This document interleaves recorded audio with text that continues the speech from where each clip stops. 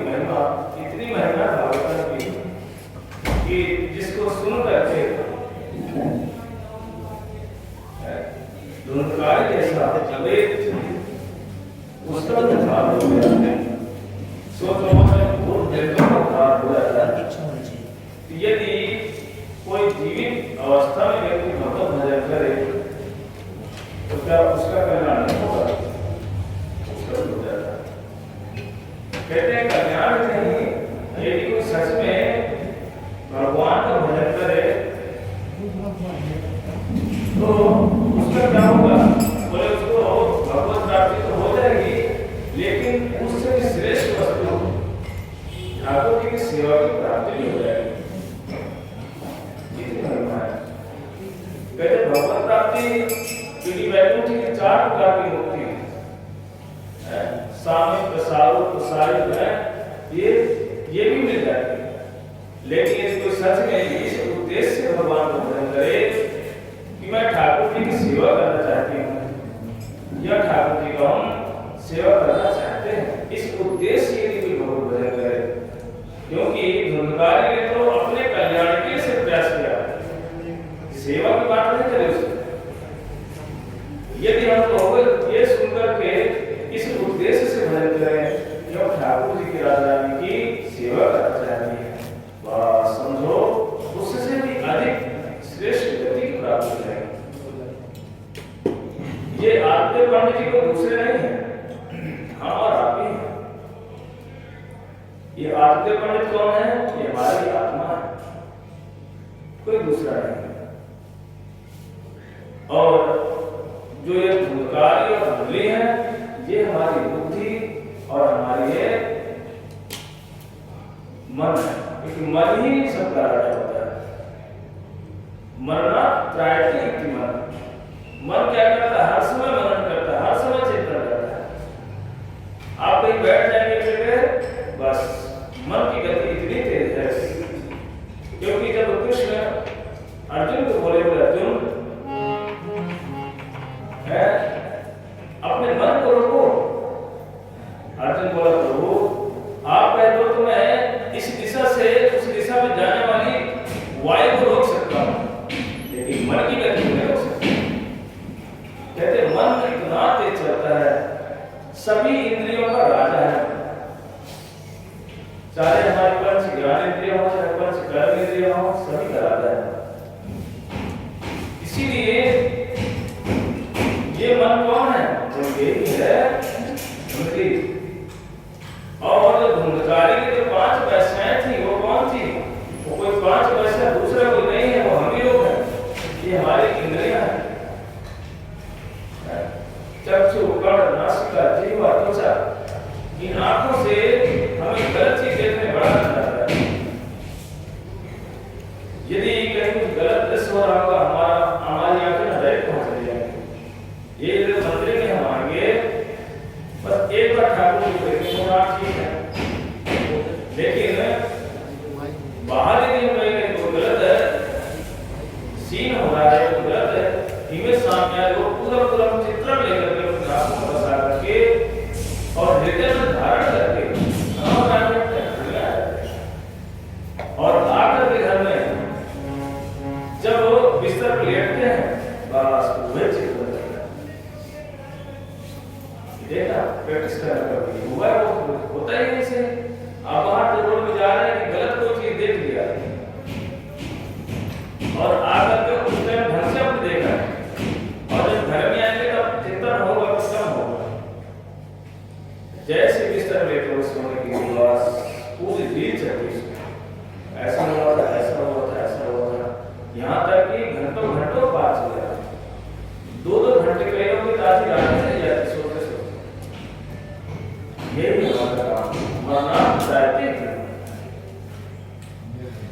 इसीलिए हमें क्या करना चाहिए? अपनी बुद्धि की धुंधली को ठीक करना चाहिए। हम सोचते हैं सब कुछ ठीक है, उस बुद्धि से हम क्या करना है? उन्हें जो 5 वैश्याएं हैं उनको संसार के गलत कामों में ना लगा करके उनको ठाकुर जी की सेवा लगाना चाहिए। इन हाथों से हमें क्या करना चाहिए? इन हाथों से ठाकुर के मंदिर की सेवा करनी चाहिए। हाथों से हमें ठाकुर के लिए माला फूल बनाना चाहिए, इन हाथों से। पैरों से क्या है, कोई पैरों से चल करके वृंदावन धाम जाना चाहिए, मंदिर में उनकी परिक्रमा करनी चाहिए। आंखों से क्या करें, बोले आंखों से ठाकुर जी के दर्शन करना चाहिए।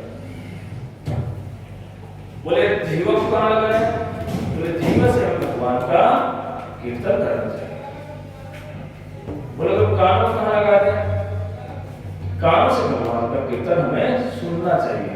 क्या करना चाहिए, सुनना चाहिए। सारी देर लगेगी भगवान में, भक्ति में कोई बहुत बड़ी, हमें कोई बहुत बड़ा कोई कोशिश नहीं करना पड़ना। हम संसार में इन्हीं पांचों इंद्रियों से संसार की सेवा करते हैं और उनको रोकना नहीं कि नहीं भैया देखना बंद करो, खाली उनको डाइवर्ट करना है।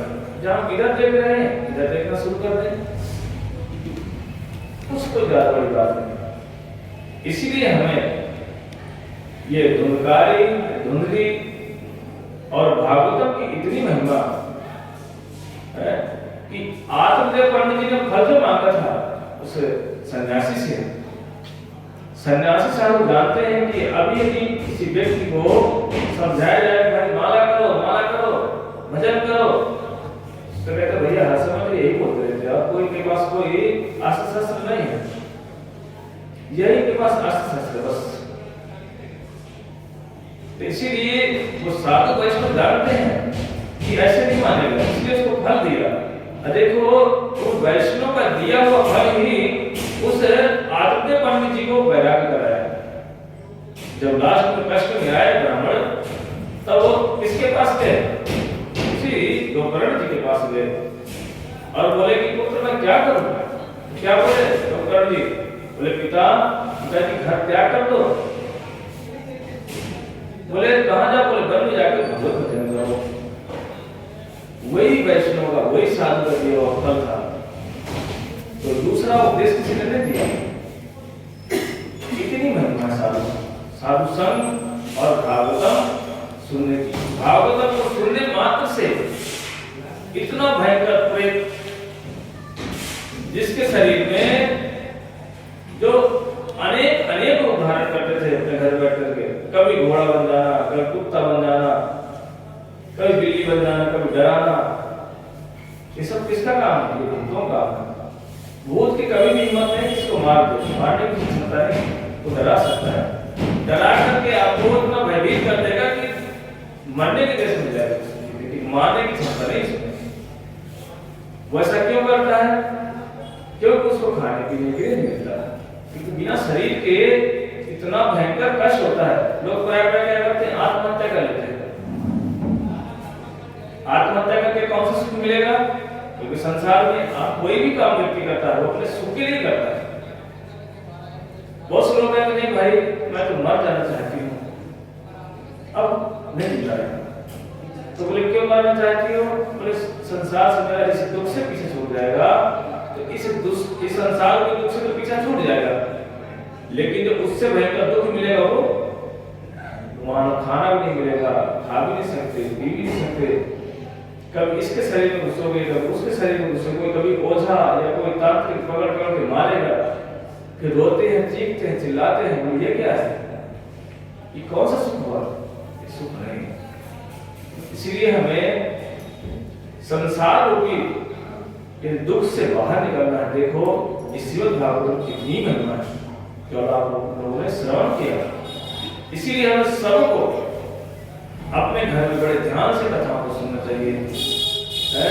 रोज हो सके तो एक गीता, भगवद गीता या श्रीमद् भागवत के श्लोक को पढ़ो, बैठ करके भगवान का नाम करना चाहिए। कौन सा नाम, भगवान का महामंत्र करो। हरे कृष्णा कृष्णा कृष्णा हरे हरे, हरे राम राम राम हरे हरे। इतनी महिमा है नाम की। यदि कोई बैठ कर भगवत नाम करना शुरू करते, कहते नाम इतना प्रबल है, इतना शक्तिशाली है कि घर की जितनी सारी समस्याएं हैं सारी समस्याओं से छुटकारा देता है। तो नाम कौन है, बोले भगवान का नाम मंगलमय नाम है। ऐसा नाम है गोस्वामी तुलसीदास जी कहते हैं मंगल भावनाय मंगलहारी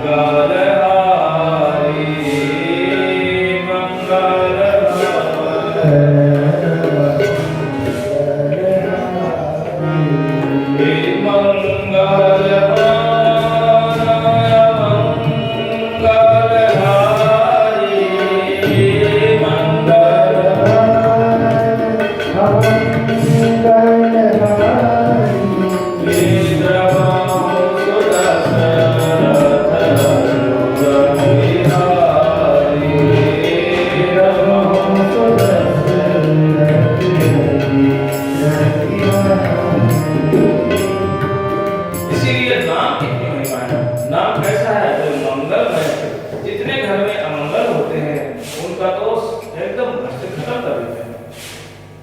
मंगल भवन अमंगल हारी, इतना महिमा भगवान नाम का। इसीलिए हमें सबको भगवान का नाम जरूर और कथा जरूर सुनना करवाना भी चाहिए। कथा में कोई इतना बहुत बड़ा कि वे नहीं इतना खर्च आएगा, बोले कथा वक्ता के पास जाएंगे, बोले महाराज कितना खर्च आएगा, बोले भाई देखो हमारा तो कुछ नहीं, पर संगीत वालों का इतना है, कितना संगीत वालों का बोला वो जो भी उनका होता है तो उस विषय में नहीं बोलेंगे, कितना खर्चा होता है। बोले महाराज आपको कितना लगेगा, बोले हमारा कुछ नहीं, बोले बताओ तो कितना लगेगा, बोले भाई हमको भी क्या दे देगा, 100 नहीं 1000 लाख। कहते जो व्यक्ति ऐसा डिमांड करके कथा करता है, भागवत में लिखा हुआ है, तो मेरी अपनी बातें नहीं है कि मैं वृंदावन से आया हूं तो आपको बोल दिया, नहीं, भागवतम में लिखा है जो व्यक्ति भागवतम कराने करता है और डिमांड करता है मैं इतना लूंगा, कहते हैं वो अपनी मां को बेच रहा है। जो व्यक्ति वक्ता लोग बोलने के पैसे मांगते हैं या किस करते कितना लेंगे, या तो अपनी मां को बेच रहे हैं, इतना बोला गया है। यहां तक बोला गया कि यदि कथा बोलने वाला व्यक्ति अपने इसलिए कथा बोलता है कि इसके पीछे घर परिवार संसार लगा है, शादी किया है, क्यों बोले कथा बोले, उससे अपना जीवन निर्वाह करता है, बोले बिल्कुल भयंकर ये अपराध है, पाप है। इसलिए देखना प्राय छोटे छोटे बच्चों को सिखा देते हैं कथा करना बुरी बात नहीं है, पर व्यवसाय बना के चलना ये ठीक है, या किसी के उनके माध्यम संगीत के माध्यम से पैसे ऐंठना ये भी ठीक नहीं। हाँ यदि कोई श्रद्धा से दे रहा है स्वीकार करो, और फिक्स करके कथा करना ये शास्त्र का नियम नहीं है। ऐसा भी कोई व्यक्ति करता है, डिमांड करता है नहीं लाख रुपए आएगा 2 लाख आएगा, ये ठीक है। इसीलिए भागवत कथा सुनने का एक ही मात्र है। अब लोग कहीं बोलते हैं भाई कथा में थोड़ा मनोरंजन भी होना चाहिए, बोलते हैं भाई कथा मनोरंजन की कोई साधन नहीं है, लोग बोले थोड़ा सा कुछ है चटपट सी होनी चाहिए कथा। अरे भाई चटपटी क्या कथा है, ये भगवत कथाएं हैं, ये अपने आप में श्रेष्ठ है। इसीलिए भगवान कथा सबको श्रवण करना चाहिए। बोलो श्रीमद् भागवत महापुराण की जय। आइए हम आज भागवत में प्रवेश करते हैं। भागवत में 3 मंगलाचरण हैं। प्रथम मंगलाचरण हम श्रवण करते हैं। जन्मादस्यतो अन्वयात् इतरतस्थे सुभिज्ञेश्वराट् तेने ब्रह्महृदायादि कवये मुह्यन्ति यत् सूरया तेजो वारिमृदां यथा विनिमयो यत्र सर्वो वापसा धाम्ना स्वेन सदा निरस्तकुहकं सत्यं परं धीमहि। जन्मादस्य जिससे संसार की सृष्टि होती है, जन्म पालन संहार, जन्मादस्य वो भगवान क्या करते हैं जिनके कारण से संसार में जीव जन्म लेते हैं और संसार का पालन करते हैं, आदि और अंत भी करते हैं। ऐसे भगवान अनवरत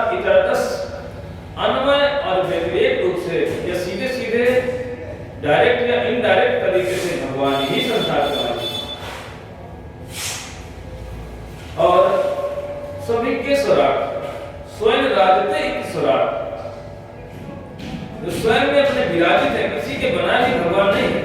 जैसे हमारे किसी देश में क्या करते हैं भाई, 10 लोग मिल करके किसी नेता को नियुक्त कर देते, भाई ये व्यक्ति यहाँ का पार्षद बनेगा। भगवान ऐसे नहीं, किसी के बनाए हुए हैं, स्वयं बने हुए हैं। तेने ब्रह्मदायादि कवये, बोले जिन्होंने सर्वप्रथम संसार में ब्रह्मा के हृदय में ज्ञान को प्रकाशित किया, जिनके कारण से ब्रह्मा जी उत्पत्ति हुई, प्रथम जीव यदि कोई भगवान का है तो ब्रह्मा जी ही है। और हम संसार में जितने भी सृष्टि चली है, ये ब्रह्मा जी ने आगे सृष्टि को बनाया।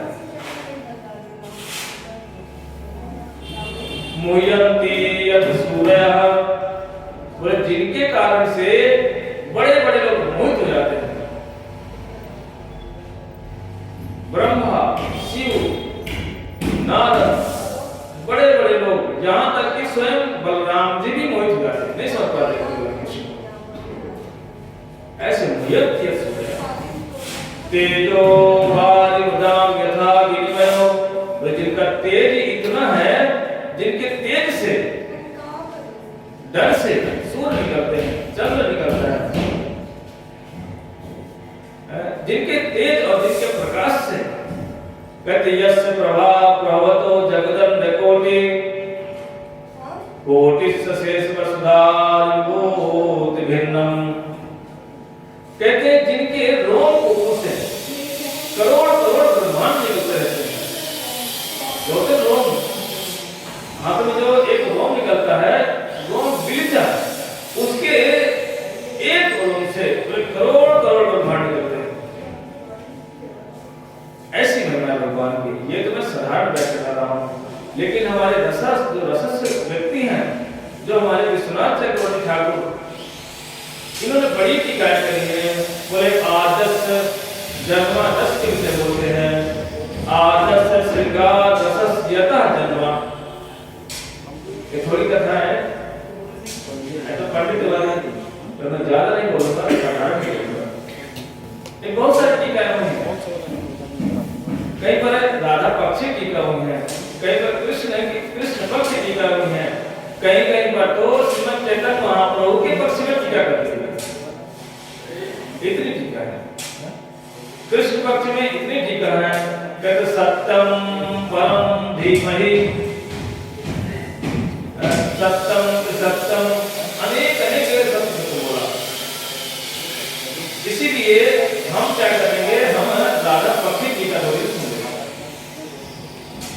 क्योंकि यहाँ पर राधा रानी के पक्ष वाले कौन कौन से, थोड़ा हाथ खड़े करना, दो ही लोग राधा रानी के पक्ष के। अच्छा, तो राधा के पक्ष, बोलो राधा रानी की जय, जोर से बोलो, बोलो राधा रानी की जय। चलो ठाकुर को बैठे राधा से प्रसन्न होंगी। चलो आखिर यहाँ मेरे जानने वाले चाहने वाले हैं, इसीलिए सुखदेव गोस्वामी कथा सुना रहे हैं। सुन कौन रहा है? महाराज परीक्षित। सुखदेव गोस्वामी है कौन? सुखदेव गोस्वामी राधा रानी के सुत है, पोता है, जिनको राधा रानी अपने हाथ में अनाथ दान निकाल करके और सुख के मुख में देती, बोले सुख तो कृष्ण कृष्ण बोल तो सही, क्या बोल? कृष्ण कृष्ण। बोले क्यों? बोले जब राधा रानी कृष्ण का नाम सुनती है आनंदित हो जाती है, और बोले कृष्ण का प्रसन्न होते हैं, बोले जब राधा रानी का नाम स्मरण करते हैं तब कृष्ण प्रसन्न हो जाते हैं। एक बार कृष्ण अपने सखाओं के साथ बैठ करके खेल रहे थे नंदगांव में, इतने में राधा रानी का सुख उड़ करके चला गया और वो एक पेड़ था, पेड़ में बैठ गया। अब राधे राधे घर बैठ गया। जैसे ही राधा राधा बोल रहा है, कृष्ण अपने सखाओं के साथ बैठ करके कान लगाने लगे, बोले कहां से आवाज आ रही है? देखा एक हरा वृक्ष है, उसमें सुख नाम का तोता बैठा हुआ है, उसको इशारा करके बुलाया, बोला इधर तो सुख। वो फटाफट उड़ करके आया और अपने हाथ में बैठा लिया, बोला सुख अब तो बोल से क्या गा रहा था। और जैसे राधा रानी का नाम ले, अब तो अपने सखाओं को छोड़कर एक साइड में आ गए। राधा रानी के नाम को सुन करके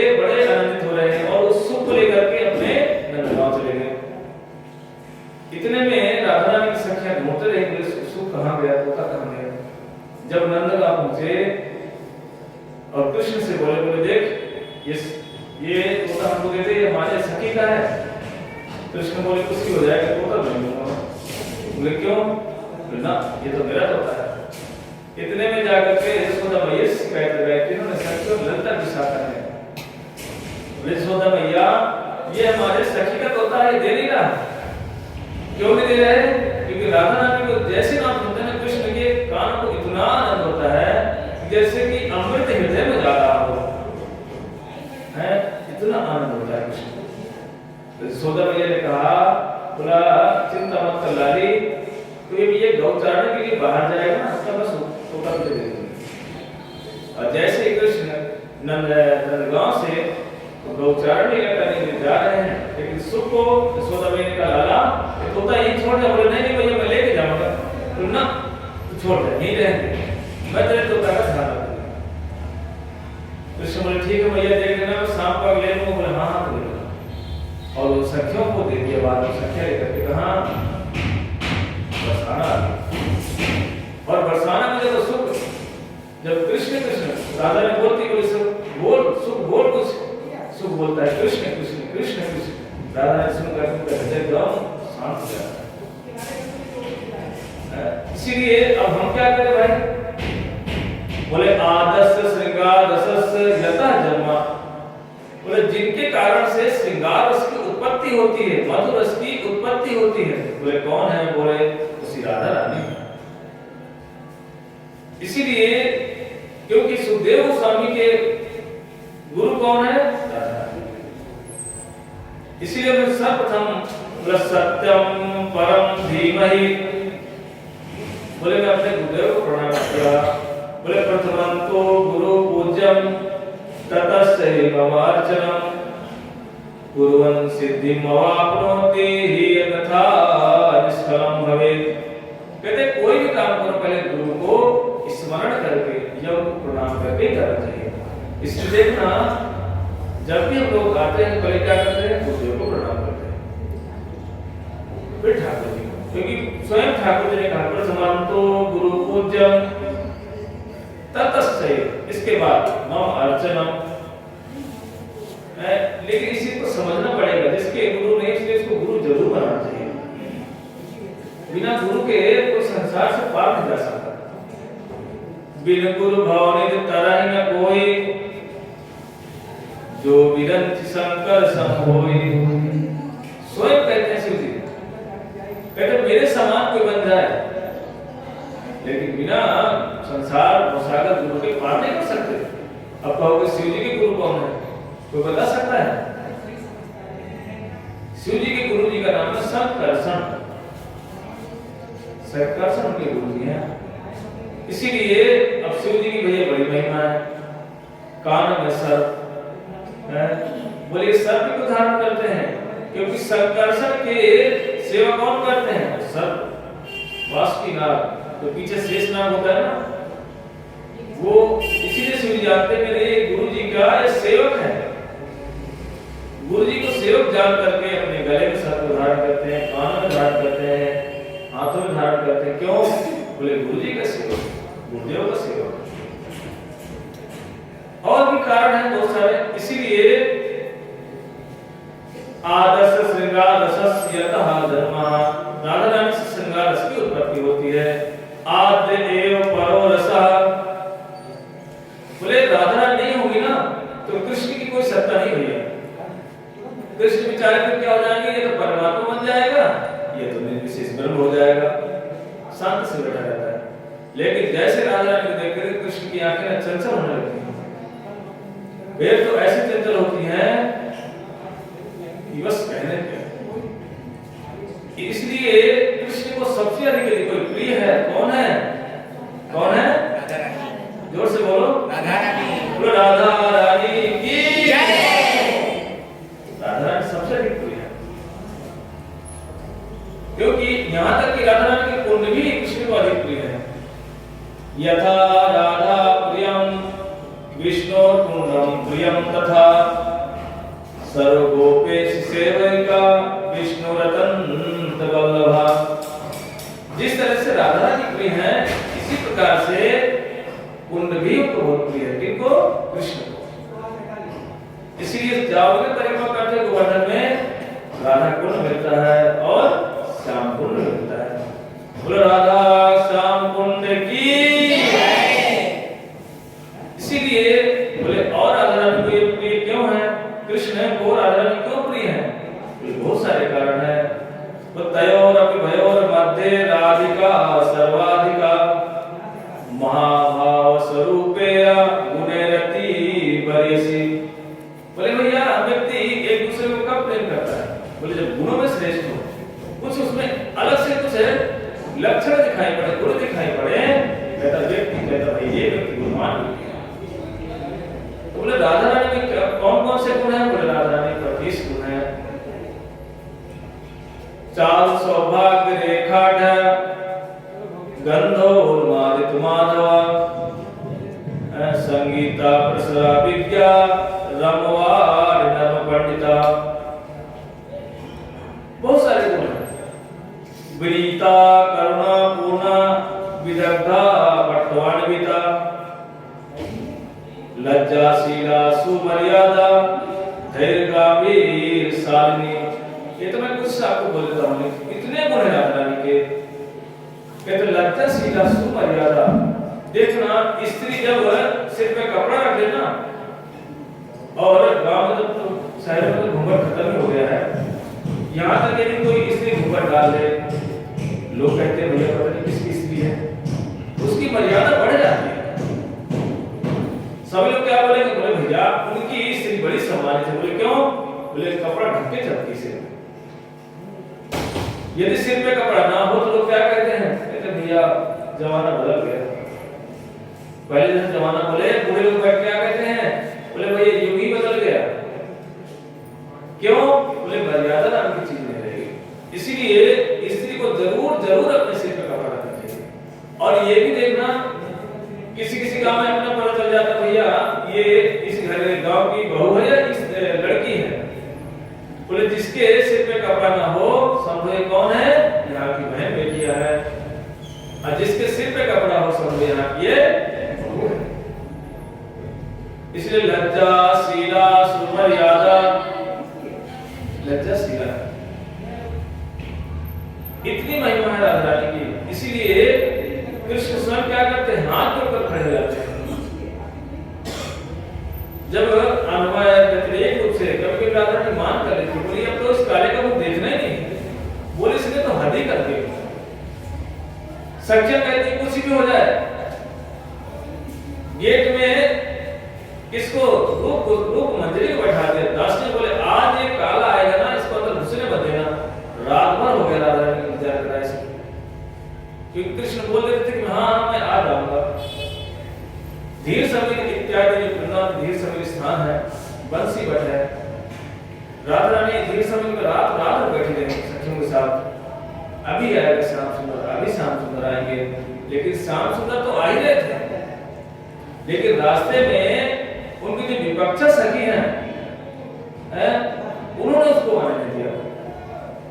चंद्रावली 4 प्रकार की सखियां हैं, सुपक्षा, विपक्षा, तटस्था, श्रुत पक्षा।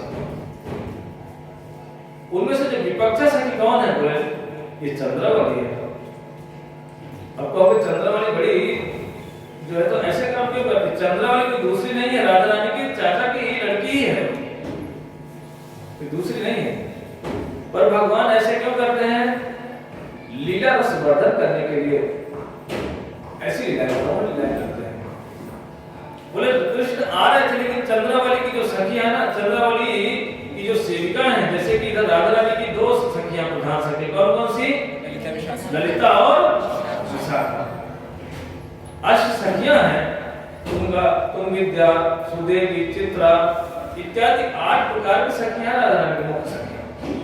उनमें से प्रधान सखियां ललिता और विशाखा है। ललिता यदि बिगड़ जाए तो भैया कृष्ण के तो छक्के छूट जाते, पसीना छूट जाता शरीर से, बोले बड़ा मुश्किल हो जाएगा। उधर चंद्रावली की 2 सखियां प्रधान सखियां पद्मा और सेव्य, यदि कृष्ण के सामने पद्मा आ जाए तो कृष्ण के पसीने छूटने लगते हैं। जैसे ही कृष्ण राधा रानी की कुंज में आई रहती मिलने के लिए, लेकिन रास्ते में पद्मा सखी बोले कहाँ जा रहे हो? बोले कहीं नहीं जा रहा। बोले चलो सीधे, चलो चलो सखी बुला रही, चलो। अब चंद्रावली के कुंज में चले गए, वहां जाकर के विचार कर रहे हैं, है चंद्रावली के कुंज में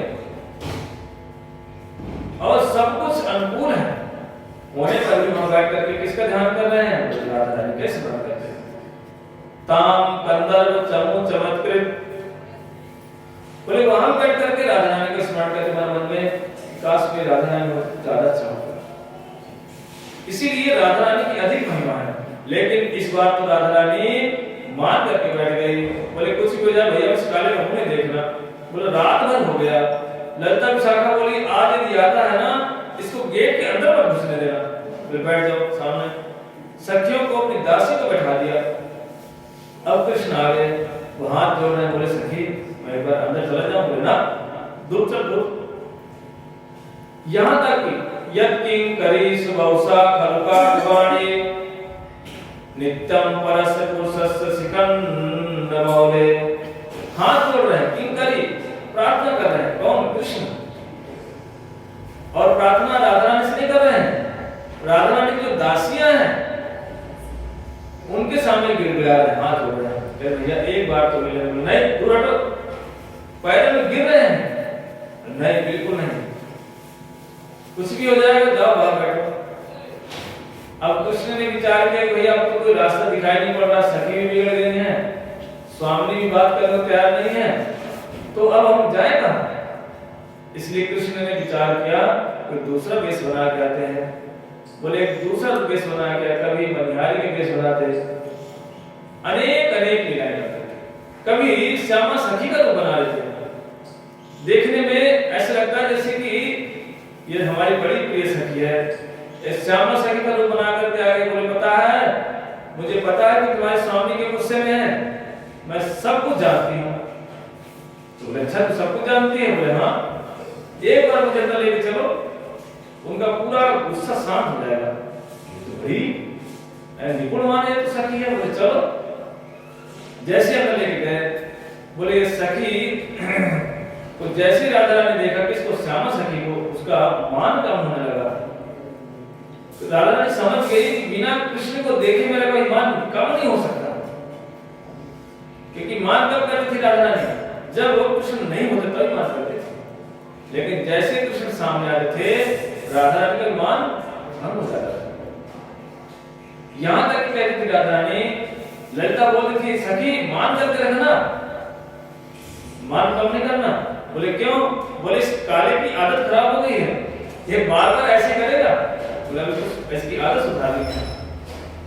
लेकिन राधा क्या बोलती? बोले देखो भाई, यदि मेरा मान अंदर कमरे में बना के रखना तो मुझे फोटो दे दे उसकी। यदि वो दरवाजे में खड़ा होकर के आवाज देगा ना, उसकी आवाज से मेरा मान खत्म हो जाता है। राधा रानी कहोगी कृष्ण से ऐसा नहीं कहोगी राधा रानी मान करके बैठे, नहीं, ये मान क्या करता है? ये मिलन को बढ़ाता है। जब जब विरह होता है, राधा रानी को दुख होता है, ये मिलन को बढ़ाता है। मिलन और विरह ये दो पहलू होते हैं। एक दूसरे को मिलन क्या करता है? विरह को बढ़ाता है। जब विरह होता है राधा रानी को, उसके बाद जब मिलन होता है, मिलन को बढ़ाते हैं। इसीलिए आद्यो परो रसा, इसलिए सर्वश्रेष्ठ रस कौन सा है? बोले मधुर रस ही सर्वश्रेष्ठ है। श्याममेव परम रूपम पुरी मधुपुरी वरा वया कैशोरकम आद्यम आद्य परो रसा। बोले कृष्ण जितने सारे कृष्ण, मथुरा के कृष्ण हो, सभी कृष्ण में कौन से कृष्ण श्रेष्ठ है? बोले ब्रज का कृष्ण। और जितने रस हैं संसार में, शांत रस, दास रस, सख रस, वात्सल रस, मधुर रस, उसमें सर्वश्रेष्ठ रस कौन सा है? मधुर रस ही श्रेष्ठ है। उनमें से भी दो प्रकार के रस मधुर रस में, स्वकीय और परकीय। बोले भैया स्वकीय परकीय क्या होता है? बोले परकीय रस ही सर्वश्रेष्ठ है। स्वकीय रस क्यों श्रेष्ठ है? स्वकीय रस में क्या होता है, पति और पत्नी का संबंध हो जाता है। इसलिए वहां पर प्रेम की ज्यादा हाई लेवल तक नहीं जा सकता। भाई पत्नी पत्नी एक दूसरे से मिलेंगे क्या समझ, जहां पर मिलन में विघ्न आए तो भैया ये प्रेम बढ़ता है। इसीलिए स्वयं श्याम सुंदर दरवाजे में खड़े होकर प्रार्थना करते हैं। राधा रानी यदि नहीं होगी ना, कृष्ण की कोई ज्यादा महिमा नहीं पाएगी। लेकिन कृष्ण क्या करते हैं, वे राधा रानी के चरणों को प्रणाम भी करते हैं। हमारे सेवक में जाओ गुरुद्वारा में, वहां पर देखना ठाकुर जी क्या करे, राधा रानी के चरणों की सेवा करते हैं। स्मरण कर खंडनम मम शिरसि मंडलम देहि पद पल्लव मुरारम। बोले राधा अब तो मान, अब तो गुस्सा कम कर दो। लेकिन नहीं, जिस वक्त दुर्दैवान हो गया, वहां से तो बिगड़कर सेवक उनसे चली गई और जमुना जी को पार करके सीधे मानसरोवर पहुंच गए। बोले मानसरोवर की जय। कौन कौन गया मानसरोवर? बस हम तो गए। मानसरोवर जब जाओगे ना, वहां पर राधा रानी मान करके जब गई ना, यहाँ से सेवक उनसे मानसरोवर पहुंच गई और इतना मान हुआ, वहां रो रो करके स्वयं कृष्ण अपनी बांसुरी को भी रख दिया उनके चरणों में, अपने दुपट्टे के चरण में रख दिया, स्वयं लेट करके प्रार्थना करने लगे। बोले हे स्वामी अब तो मान जाओ। प्रार्थना कर रहे हैं, क्या न क्षमा कर दोगी निज अपराधों को रानी, मधुमय दर्शन दे करके कष्टों की कर दो अंत कहानी। भूल न होगी अब भविष्य में यह आंखों का पानी, साक्षी है जय देव के स्वर में गूंजी मोहन की वाणी। बोले हे राधा रानी अब तो क्षमा कर दो, अब दोबारा कभी नहीं करूंगा। रो रहे बैठ करके, कहते साक्षी है। कौन साक्षी हो रहा है? बोले जय देव गोस्वामी साक्षी बैठे देख रहे सारी लीला को। दोबारा कभी नहीं होगी ऐसी गलती, भूल न होगी अब भविष्य में, दोबारा भविष्य में भूल नहीं करूंगा स्वामी, इस बार हम क्षमा कर। जैसे ये प्रणाम करते हैं कृष्ण, वहीं से मधुर रस प्रकाश हो जाता है, वहीं से उनकी भगवत्ता दिखती है। इसीलिए बहुत सारे इसकी टीकाएं हुई हैं। अब अगर इसमें चले गए तो फिर पूरा भागवतम नहीं हो जाएगा। इसीलिए राधा रानी की इतनी महिमा है। कहते हैं कि राधा रानी की महिमा इतनी है कि कृष्ण स्वयं वंदना करते हैं। और कृष्ण की वंदना कौन करते हैं? बोले शिव करते हैं, बोले ब्रह्मा करते हैं, बोले देवता लोग करते हैं। कहते यो ब्रह्म रुद्र नारद भीष्म मुख्य अलक्षितो न सहसा पुरुषा सतस्य सद्यो वशीकरण चूर्णमनंत शक्तिं तम राधिका चरण रेणु मनो स्मरामि। कहते हैं जब ब्रह्मा और रुद्र अवता उस कृष्ण की इतना स्तुतियां करते हैं, देव सुर और असुर पार नहीं पाते, उस कृष्ण की स्तुति करते हैं। लेकिन वो कृष्ण क्या करते हैं? राधा रानी की स्तुति करते हैं। कैसे करते हैं? सद्यो वशीकरण चूर्णम अनंत शक्ति। कहते हैं राधा रानी के पीछे ऐसे वशीभूत है जैसे कोई तांत्रिक किसी को चूर्ण खिला दे और मंत्र द्वारा कुछ खिला दे, बूटी इत्यादि, और ले जाए अपने साथ में, वशीभूत करके ले जाए। बोले ऐसे ही राधा रानी के वशीभूत है कौन? कृष्ण। बोलो राधा रानी की जय। इसीलिए बोले भैया ये भागवतम सुनने का अधिकारी कौन है? कहते भागवत कौन सुन सकता है? बोले भागवतम सुनेगा कौन? बोले जिसके हृदय से सारी वासनाएं चली गई हो। धर्मा प्रोजित कैतो वत्र परमो निर्वस्त्राणाम सताम वेद्यवास्तमत्र वस्तु शिवदम तापत्रयो उन्मूलनम। श्रीमद् भागवतम महामुनि कृते किं वा पररीश्वरः सद्यो हृद औदते अत्र पृथ्वी शुश्रूभिस्तक्षणात्। बोले ये भागवतम कौन सुन सकता है? बोले भैया भागवतम सुनने का अधिकारी वही है जो निर्मत्सर हो गया हो, ईर्ष्या द्वेष से रहित हो। क्योंकि ये भागवतम में धर्म अर्थ काम का स्थान है ही नहीं। लोग प्रायः सोचते हुए धर्म करो कर्म करो, भागवतम में इसका स्थान है ही नहीं। भागवतम तो एकमात्र भक्ति का स्थान है, और जो भक्ति का स्थान है क्योंकि कर्म ज्ञान धर्म अर्थ काम में क्या होता है, इसमें व्यक्ति जो ईर्ष्यालु व्यक्ति करता जा रहा है। धर्म क्यों कर रहा है भाई? कर्म क्यों कर रहा है भाई? धर्म के लिए टकाएगा, उस पैसे से क्या होगा? घर संसार चलेगा। अब उसका बेटा पढ़ना शुरू किया किसी इंग्लिश मीडियम स्कूल में, अब वो क्या करेगा? धर्म अधिक करेगा। जैसे ब्राह्मण है, एक मंदिर में सेवा कर रहा है, उसको पैसे मिल रहे हैं 10,000 रुपए, 20,000, 25,000 जो भी मिलते हैं, संतान का लालन पालन करता है। लेकिन यदि उसकी संतान बड़ी हो गई, अब वो किसी बड़े स्कूल में जाएगा, अब उस सैलरी में काम नहीं होगा, अब वो धर्म क्या करेगा? कहीं और जाकर के कर्म करेगा। एक मंदिर में करेगा, दूसरे मंदिर का ले लेगा, बोले सुबह शाम क्या है, यहाँ की भी कर्म होगा, वहां से 10 आएंगे, 20 हो गए। धर्म किसके लिए कर रहा है वो? कर्म किसके लिए? धर्म के लिए। और धर्म से क्या मिलेगा उसे?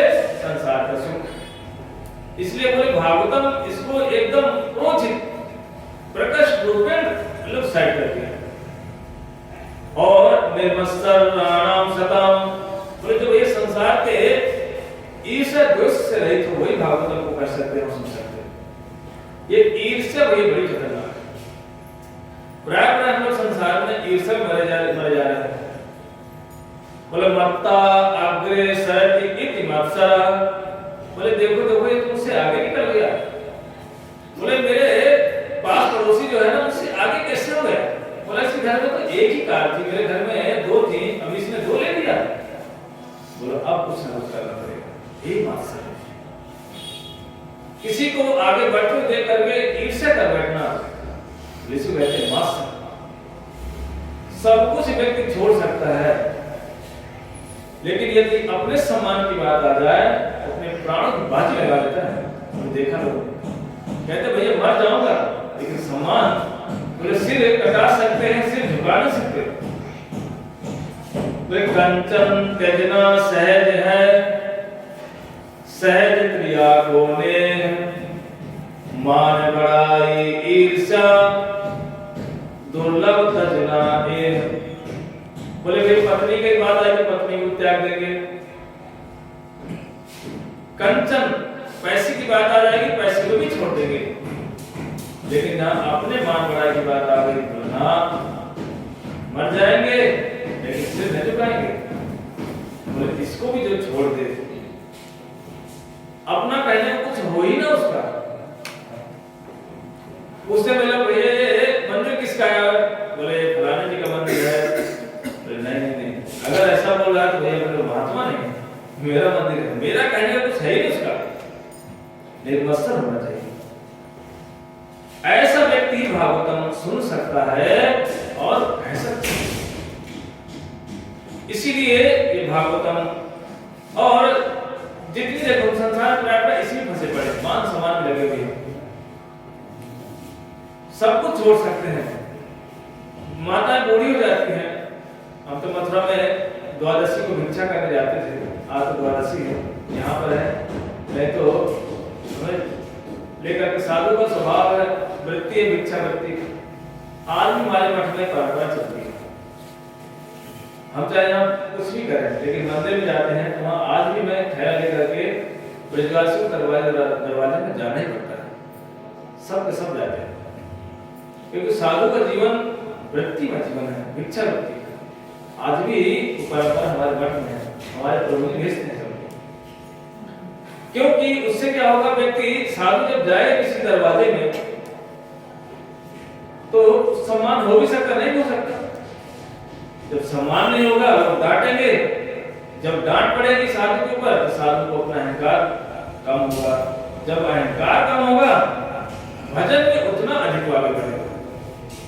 और जो व्यक्ति घमंड अहंकार के शिखर पर बैठा हो, मैं यहाँ का कौन हूँ, मंत्री हूँ, मैं इस मठ का मठाधीश हूँ, तो भजन नहीं कर सकते। क्यों? कोई भी आएगा बोले हमको प्रणाम करो, क्यों? बोले हम मठ के वो हैं अधीश हैं, अधीश्वर। यदि किसी दूसरे का सम्मान मिल गया मन में, अच्छा इससे प्रणाम करें, मुझे नहीं कर रहे, बोले अब इसके कुछ ना कुछ उपाय करना। यही मास्टर कहीं भी हो, सब जगह यही है। जब तक हम इसका परित्याग नहीं करेंगे तब तक भजन नहीं कर सकते, क्योंकि रात दिन हम उसी ईर्ष्या सम्मान की आग में जलते रहेंगे, भजन नहीं कर सकते। बोले भजन कौन करेगा? बोले भजन भाई जब सबको त्याग देगा, एकांत में बैठ जाएगा। ठाकुर जी आप ही हमारे हो, हमारे गोस्वामी लोग बन जाएगा, सनातन गोस्वामी, रूप गोस्वामी। इनका देखो कौन थे? प्रधानमंत्री थे सनातन गोस्वामी जी। मुसलमान को जब वो शासन था प्रधानमंत्री के पद में थे, लेकिन तोड़म अशेष मंडल पति श्रेणी सदा तुच्छवत, सब कुछ तोड़ एक दिन के तरह लात मार दिया पूरी संपत्ति में, और छोड़ करके वृंदावन में आकर के बैठ करके कभी इस वृक्ष के नीचे कभी उस पेड़ के नीचे बैठ करके भगवत भजन करते। इसलिए स्वयं ठाकुर जी उनके पास आकर के बैठ जाते, ऐसे भाव में ठाकुर जी आते, कपट रहित हो, भजन करे, मजाल नहीं ठाकुर जी ना ऐसा बोल सकता। लेकिन भाई यदि हृदय में वासनाएं भरी हैं तो आप कहोगे क्या करें? भजन नहीं करें? करना चाहिए। अभी हमारे हृदय में वासना रहने पर भजन करना चाहिए। क्यों? उससे हमारे संस्कार बनेंगे। वो संस्कार क्या करेंगे? हमें किसी निर्मत्सर रहित साधु से आश्रय करवा देंगे, उसकी कथा को सुनने का अवसर मिल जाएगा। जो संस्कार होते होते होते उनकी कथाओं को सुनेगा, उनकी वो क्या करेंगे? अपने कथा रूपी शब्द रूपी बाण के द्वारा उसके हृदय में जो काम वासना जो पर्वत बैठा हुआ है उसको छिन्न विच्छिन्न कर देंगे। फिर उसमें क्या करेंगे? वो गुरु ठाकुर जी की स्थापना करेंगे। ये काम होता है गुरु का। इसलिए देखना बलराम जी के हाथ में क्या क्या होता है? हल और मूसल, गदा नहीं होता, मूसल होता है। बोले मूसल और हल लेके क्या करते हैं बलराम जी? बोले जीव के हृदय में खेती करते हैं। बोले भैया जीव के हृदय में खेती करेंगे तो जीव को क्या हृदय में कोई खेत है क्या बड़ा? बोले खेत ही है। ये किसकी खेती करते हैं? बोले कृष्ण रूपी बीज डालकर खेती करते हैं। बोले मूसल से क्या करते हैं बलराम जी? बोले मूसल से जो मनुष्य का हृदय जो पत्थर कठोर हो जाता है हृदय, उसको कूटते हैं पकड़ के, मार करके उसके जो हृदय में कठोर पत्थरों की जो हृदय हो गया ना उसको खत्म करके, और हल से क्या करते हैं? बोले कृष्ण नाम के बीज होते हैं, और जिससे वो ठाकुर की सेवा के उपयुक्त हो जाता है। ये काम होता है गुरु का। इसीलिए भागवत कौन सुन सकता है? बोले जो निर्मत्सर हो गया वही भागवत सुन। जब तक हृदय में हमारा मान सम्मान हो जाएगा तब तक हम भागवत नहीं सुन सकते हैं। बोलो श्रीमद् भागवत महापुराण की जय। कितने लोग बैठे आवाज है? बोलो भागवत महापुराण की जय। हमें कीर्तन सुनते हैं। सीताराम जय सीताराम जानकी वल्लभ सीताराम जय सीताराम जानकी वल्लभ सीताराम जय सीताराम जानकी वल्लभ पुराण की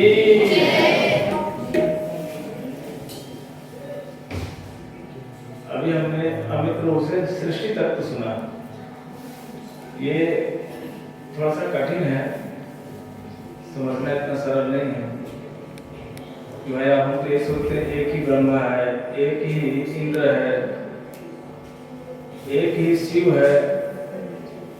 अगर इसको सुनाने बैठ जाएंगे तो एक पेन और कलम लेके बैठना हो, कॉपी लेके बैठना पड़ेगा। कितने इंद्र होते हैं एक मनवंतर में, ब्रह्मा जी की आयु कितनी है, इसकी गणना करने बैठ जाएंगे तो रात दिन बराबर बीतते चले जाएंगे। इसकी गणना अच्छे अच्छे पंडित भी नहीं कर पाते, पर अमित प्रभु को मानना पड़ेगा भाई, इन्होंने गणना करके लिख दिया है। एक हमारे और गुरु भाई हैं, वो भी सिविल इंजीनियर कहेंगे कुछ है ऐसे कुछ पद में, दिल्ली के रहने वाले हैं। उनका नाम अजय कृष्ण दास है। आयु कम से कम 70 प्लस होगी शायद, पर जितना इंद्र का नाम, कौन से मनवंतर में कौन सा इंद्र है, ब्रह्म की आयु कब है, कौन सा इंद्र है, कौन से मनवंतर कौन सा इंद्र बैठेगा, ये पूरी गणना उनके पास है। मैं जो है जाया करते थे, मेरे ब्राह्मण थे, रामानुज संप्रदाय के बड़े अच्छे ब्राह्मण थे। उनके पास गए, किसी प्रसंग रास्ता हम दोनों गए, वृंदावन में एक बात है। वो भी अच्छे विद्वान थे, रामानुज संप्रदाय के। उनके पास बैठे, वो भी थोड़ा सा ना कुछ पूछा उनसे कि मैं कुछ समझ नहीं पा रहे, सृष्टि की गणना का बड़ा लफड़ा चल रहा है। तब एक दिन में पूरा नहीं हो पाएगा, क्योंकि वो भागवतम सिखाते थे लोगों को। वो बोले महाराज आज तो बस इतने तक, कल दोबारा इसको जो है कंप्लीट करेंगे। 2 दिन तक लग रहे थे खाली एक शब्द समझने में। इतना कठिन है श्रीमद् भागवतम का सृष्टि तक। बोले श्रीमद् भागवत महापुराण की जय। हमने श्रवण किया कि ये भागवतम कौन सुन सकता है? जिसके हृदय में सारी वासनाएं चली गई हो, जो संसार के मान सम्मान से बिल्कुल हट गया हो, वही कर सकता है, वही सुन सकता है। बोले आशीर्वाद मंगल, तीसरा श्लोक बता रहे मंगलाचरण का। निगम कल्पतरोर गलितम फलम सुखमुखादमृत द्रवो संयुतम पिबत भागवतम रसमालयम मुहुरहो रसिका भुवि भावुकः। बोले भैया ये भागवतम को कौन सुन सकता है? ये आशीर्वाद दे रहे हैं भगवान। कहते हैं निगम कल्प सरोवर गलितम फलम। बोले भागवतम कोई छोटी मोटी वस्तु नहीं है। बोले जितने वेद वेदांत हैं, उन्हीं सभी वेदांतों का सार है ये श्रीमद् भागवतम। उदाहरण देकर समझा रहे हैं। बोले आम है, आम यदि पक जाए वो अधिक स्वादनी हो जाता है, लेकिन कहते भैया उस आम को यदि कोई तोता रूपी तोता जाकर के अपनी चोंच लगा देता है और वो आम तोता का खाया हुआ नीचे गिर जाए तो फिर कहते और स्वादनी हो जाता है। अब यहाँ पर किस किस ने उस तोते वाले आम का स्वादन किया होगा? मुझे तो नहीं लगता किसी ने किया होगा, क्योंकि यदि कोई गांव का रहने वाला व्यक्ति होगा उसको पता होगा कि हाँ आम यदि पक गया तो अस्वादनी है, पर यदि उस पके हुए आम को तोता जाकर के अपनी चोंच से थोड़ा खा ले और गिरा दे नीचे, फिर तो आनंददायक हो जाता है कि नहीं होता? किस किस ने ऐसा आम खाया बताओ? मान जाओ एक ही 2 ही लोग खाए, क्योंकि शहर में लोगों को नहीं पता होता। इसलिए कहा सुख मुखाद अमृत द्रव संयुक्तम। बोले श्रीमद् भागवतम तो रस वाला ही ग्रंथ है, पूरा रसी रस है, पर सुखदेव गोस्वामी रूपी जो तोता थे सबसे पहले उन्होंने अपने मुख से इसका वर्णन किया, इसलिए रसमालयम, पूरे रस का आलय हो भर गया। आलय मत होता है आश्रय, आश्रय आलय। तो ये क्या है? सभी रसों का आलय है कौन? ये समझना होगा। शांत रस, दास रस, सख रस, मधुर रस, सभी रसों का आश्रय कौन है? ये रसमालयम। बोले भैया रस का आलय है, तो बोला इसको पान करो। मुहुरहो रसिका, मुहुर मतलब होता है बार। बोलो इससे भागवतम को एक बार नहीं सुनना। लोग कहते हैं भैया हमने सुन लिया, कितना सुनते हैं। कोई बोलता है 10 भागवत सुन ली, कोई बोलता है 20 सुन लिया, लेकिन सुन करके दिखाई तो पड़ना चाहिए, सुना कि नहीं सुना। भजन मार्ग में बढ़ जाना चाहिए। यदि भजन करना शुरू कर दिया, समझो उसने भागवतम को सुन लिया। कहते हैं मुहुरहो रसिका भुवि भावुका। यहाँ पर भागवतम सुनने के दो लोगों का नाम उच्चारण किया, वो एक भावुका और रसिका, दो ही लोगों का नाम आया है, तीसरे का नहीं आया। देख लेना अब आपका उसमें नाम है कि नहीं। रसिका और भावुका दो लोग। बोले ये भावुक कौन है? क्योंकि कृष्ण कौन है? अखिल रसामृत सिंधु, सभी रसों का सिंधु कौन? कृष्ण। और इसीलिए कृष्ण के सबसे अधिक अगर कोई रस का पान करता है तो गोपियां करती हैं। ब्रज गोपियों से अधिक कोई कृष्ण के रस का पान नहीं करता। उसके बाद जो थोड़ा बहुत बचता है तो वात्सल रस वाले करते हैं, माता पिता करते हैं। उससे थोड़ा बहुत बचता है तो सख रस वाले करते हैं। बोले जब सख रस से थोड़ा बहुत बचता है तो दास रस वाले पान करते हैं। बोले जो दास रस से थोड़ा बहुत बचता है वो शांत रस वाले चित्तक पत्रक इत्यादि करते हैं। और एक भावुका के कहा कि जो व्यक्ति ब्रजवासियों के अनुगत में भजन करते हैं, भजन करते करते उनको भावुका कहा गया, अर्थात वो भाव अवस्था तक चले जाते हैं। बोले रसिका क्यों कहा? बोले रसिका मतलब होता है जिसको वस्तु सिद्धि हो गई है। वस्तु सिद्धि मतलब इसको प्रेम की प्राप्ति हो गई है, उसको बोला रसिका। क्योंकि वो नित्य निरंतर पान करता है रसिका में, हर समय, इसीलिए रसिका कहा। दो लोगों का नाम आया, इसीलिए सबसे अधिक यदि कोई पान करता है तो ब्रज गोपियां करती हैं। ब्रज गोपियों को इतना पान करती हैं कि वो कभी कभी पान करते करते भूल जाती हैं। कभी कभी तो यहाँ तक कह देती भैया इस सच में कृष्ण के अधरामत का पान कौन कर रही? बोले वेणु कर रही है, बांसुरी कर रही है। बोले कृष्ण के होठों में इतना रस है, लेकिन जब कृष्ण बांसुरी में जाते हैं ना, देखना उनके होठ ना पीले से पड़ने लगते हैं, उनका सब काले काले से हो जाते हैं। जब कोई किसी का ज्यादा ब्लड में दबा दो ना तो थोड़ी देर छोड़ दो काला काला से हो जाता है, हाथ को देखना। तो जब गोपियां कृष्ण के मुंह को देखती हैं ना तो कहती देखो देखो ये रस तो हमारा है, और ये बांसुरी जो है ना कितना उदंड है, हमारे सामने ही हमारे जो रस को पान कर रहे हैं। ईर्ष्या। कई बार तो गोपियां आपस में बैठ के वार्तालाप करती हैं, कहती न जाने इसे वेणु ने न जाने कौन से जन्म में ऐसा कर्म किया था जिसके कारण से कृष्ण के होठों पर बैठी हुई है।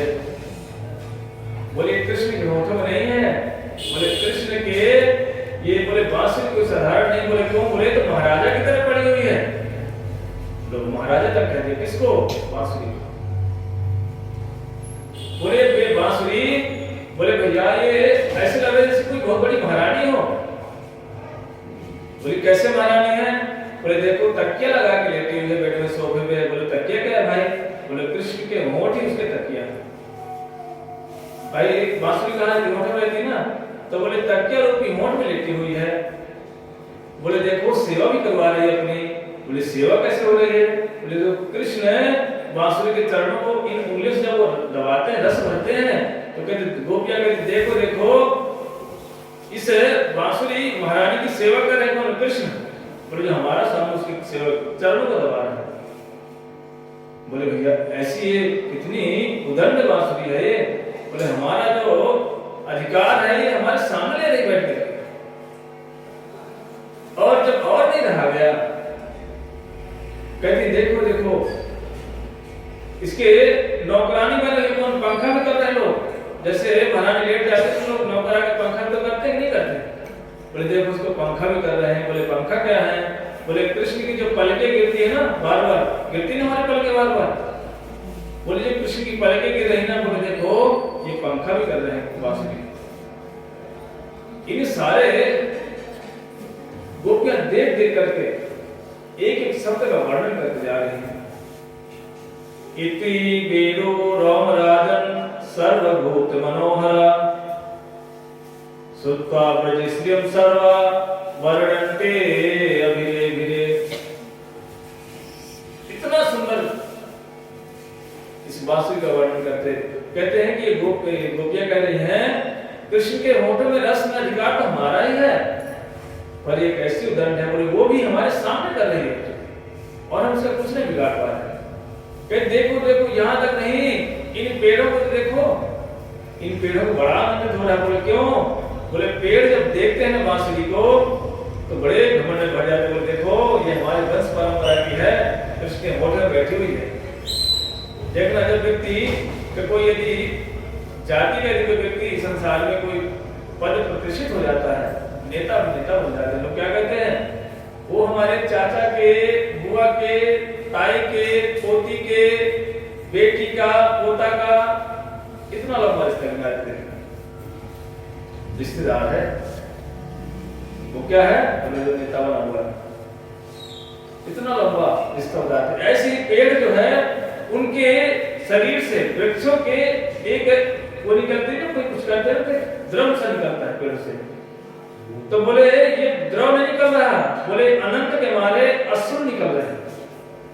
आंसू दो प्रकार से निकलते हैं, अधिक आनंदित हो जाए या अधिक दुख हो जाए। व्यक्ति अधिक आनंदित हो जाए देखना वो भी रो पड़ता है, उत्साह के मारे बताता है अरे बेटा मेरा बेटा पता है अधिकारी बन गया है, आयुष बन गया, जिसके लिए मैं क्या नहीं किया भाई, बहुत किया मैंने, किया कुछ नहीं है, प्रकृति मैंने बहुत कुछ किया है। लोगों को पड़ोसियों को बताते बताते आनंदित होकर के आंखों से आंसू निकल जाते हैं। इसी तरह से कहते हैं वृक्ष रो रहे हैं। बोले क्यों? बोले आनंदित हो रहे हैं कि हमारे वंश परंपरा का कोई तो व्यक्ति जाकर के कृष्ण के होठ में बैठा है। बोले हम भी कम है क्या?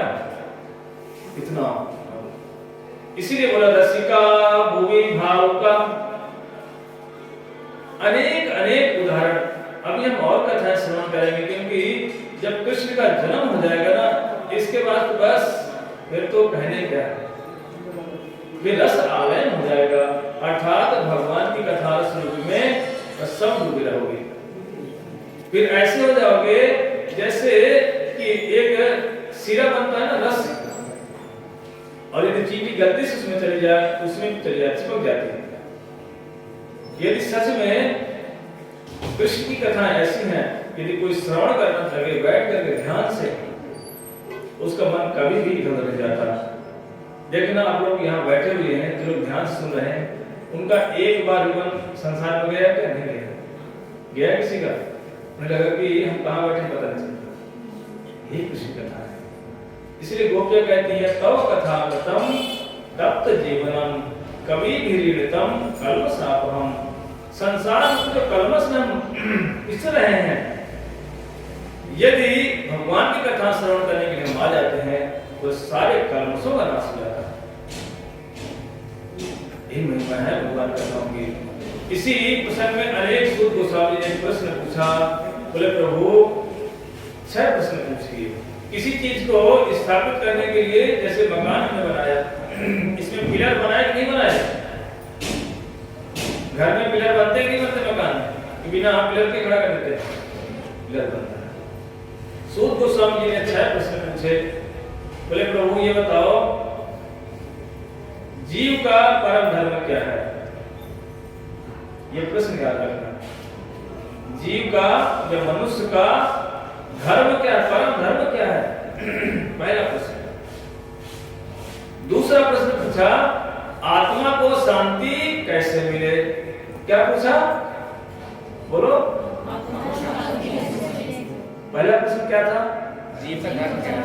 परम धर्म क्या है? 2 प्रश्न, 6 प्रश्न बताओ। तीसरा प्रश्न है, भगवान वासुदेव के देवकी के गर्भ में प्रकट क्यों हुए? भगवान देवकी के गर्भ से प्रकट क्यों हुए? तीसरा प्रश्न। चौथा प्रश्न है कि भगवान ने कौन कौन से अवतार लिए? कितने प्रश्न है? 4। अभी पूछूंगा तुरंत, यहाँ पर बहुत सारे बच्चे बैठे हुए हैं जो पता नहीं कोई बीटेक कर रहा होगा, कोई पता नहीं एमबीए भी कर रहे होंगे, कुछ बड़े बड़े माइंडेड लोग बैठे हैं यहाँ पर, इसलिए थोड़ा पूछो जरूर, मैं छोड़ूंगा। चौथा प्रश्न क्या पूछा? बोला पूछोगे क्या था चौथा प्रश्न? भगवान ने कौन कौन से अवतार लिए, लीलाएं की, उन अवतारों की कथा हमको सुनाइए। ये 5वां प्रश्न। छठा प्रश्न है, भगवान जब चले गए तो धर्म किसकी शरण ग्रहण किया? छठा प्रश्न क्या है? भगवान के जाने के बाद धर्म ने किसका आश्रय लिया? ये कौन सा प्रश्न है? छठा प्रश्न। कृष्णे सुधामो भगते धर्म ज्ञान आदि विसा कलो नष्ट दिशा में सा पुराण को अनुमोदितः। बोले छठवां जो प्रश्न था, धर्मम कम शरणं गतः, पर धर्म ने किसका आश्रय ले लिया? मतलब पहला प्रश्न क्या था हमारा? किसका? जीव का परम धर्म क्या? ये जानना पड़ेगा, जीव कौन है? मनुष्य कौन है? हम सब जीव ही हैं। कहते हैं कि धर्म किसको कहते हैं? धर्म, अभी इसको थोड़ा सा समझना। धर्म उसे कहते हैं जो वस्तु का स्वभाव होता है वही उसका धर्म होता है। ये थोड़ा सा ना ये डिफिकल्ट तो है। वस्तु का जो स्वभाव होता है वही उसका धर्म होता है, लेकिन कभी कभी वस्तु का यदि किसी गलत मटेरियल के साथ संग हो जाए तो उसका स्वभाव ही बदल जाता है। बोले भैया ये कौन सी पहेली चल रही है? जैसे कि उदाहरण दे रहे हैं पानी, मैं समझा देता हूं। पानी है ना, पानी का क्या स्वभाव है? तरलता, भिगाना, तरलता है, भिगाना, ये उसका क्या है? स्वभाव है, यही उसका धर्म है। यदि वो पानी यदि डीप फ्रिज पा जाए, फ्रिज में रख दो पानी को, अब वो क्या हो जाएगा? फ्रिज हो जाएगा, बर्फ बन जाता है। यदि उस फ्रिज पानी को निकालने के बाद रुको तब उसे क्या कहोगे? बर्फ कहोगे। अब उसका स्वभाव बदल गया है ना, अब वो तरल तो नहीं रहा। या पत्थर पर रख दो तो बह जाएगा? क्यों नहीं बह रहा? क्योंकि उसका जो धर्म था, जो स्वभाव था, वो परिवर्तन हुआ, क्योंकि अन्य वस्तु के संसर्ग में आने का कारण से। लेकिन फिर भी वो अपने धर्म का कहीं न कहीं परिचय देता है। क्या परिचय? यदि बर्फ को लेकर के अपने कपड़े में रखोगे तो भिगाएगा, दिखाता है कि मैं पानी हूं, पर किसी अन्य वस्तु का संग पाकर के मेरा स्वभाव बदल गया थोड़ा सा। यही अवस्था हमारी है। हम संसार में सभी लोग देखो, कोई ना कोई पत्नी पति की सेवा करती है और पति पत्नी की सेवा करता है,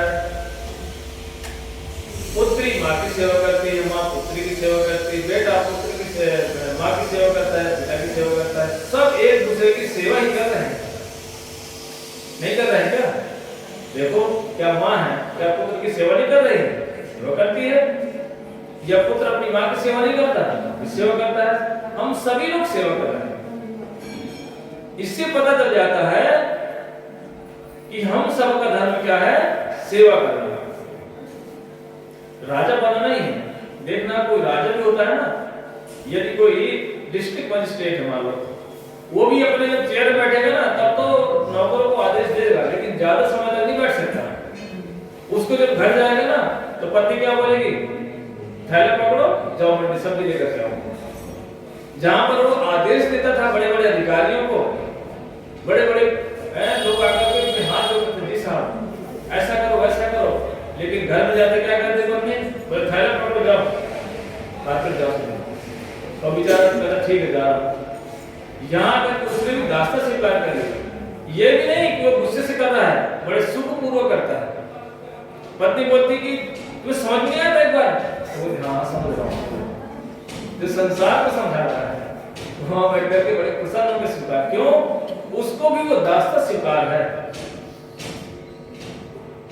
स्वीकार होगा। बच्चा एक जज है, जज क्या करता है, जज का काम है निर्णय करना। जब वो अपने चेयर बैठा है जज, तब नियम अनुसार किसी को फांसी भी चढ़ा देता है, किसी को सजा दे देता है। लेकिन जैसे घर में आया, जज है, लेकिन जैसे घर में आया उसको पता चला मेरे बेटे का किसी ने सिर तोड़ दिया है, ब्लड निकल रहा है, अब वो क्या करेगा, वो न्याय नहीं देगा, डंडा उठा के तुरंत उस पड़ोसी के पास लड़ने चला जाएगा। पत्नी बोलेगी नहीं नहीं बच्चे की गलती है, लेकिन जज क्या बोला, उसने कैसे मेरे बच्चे का सिर तोड़ा, वहां न्याय नहीं देखता, वहां भाग जाता, क्यों, ये दास्ता है। इसीलिए हम सब जी कौन है, भगवान के दास हैं। सेवा से जैसे वो बर्फ बन गया है पानी, लेकिन वो अपना स्वभाव नहीं छोड़ा, उससे पानी में अभी भी उसके लक्षण, बर्फ में लक्षण है, जैसे उस बर्फ को उठाओगे कपड़े में रखोगे भिगा देगा, समझो ये पानी है, अपना स्वभाव दे रहा है ना। थोड़ा सब्जेक्ट कठिन है, इसलिए कहा जीव का धर्म क्या है, भगवान की सेवा करना ही सभी प्राणी का धर्म है। सावे पुंसा परो धर्म यतो भक्ति रधो भजे अहेतुक्य प्रतिहता यरात्मा सुप्रसिद्धति। वास्तव कौन सा मतलब होता है पुरुष। अब आपको आगे भैया पुरुष को बोला गया, स्त्री को तो बोला नहीं गया। अभी इस समय में सभी स्त्रियां भी पुरुष ही हैं, जिसके अंदर भोक्ता मान है, मैं इस घर की मालकिन हूँ, मैं इस घर का मालिक हूँ, मैं इस प्रॉपर्टी मेरे अंडर में है, ये सब का भोक्ता मान ही, चाहे स्त्री हो चाहे पुरुष हो, सभी पुरुष ही हैं। क्या स्त्री अपने आप घमंड से नहीं बोलती मैं घर की मालकिन हूँ, मेरा घर है, मेरी गाड़ी है, समझो वो स्त्री नहीं है, क्या है, पुरुष ही है, क्योंकि भोक्ता मान किया जाए तो पुरुष ही है। लेकिन हम सभी जीवों का क्या धर्म है, स्वभाव क्या हमारा, दास्ता।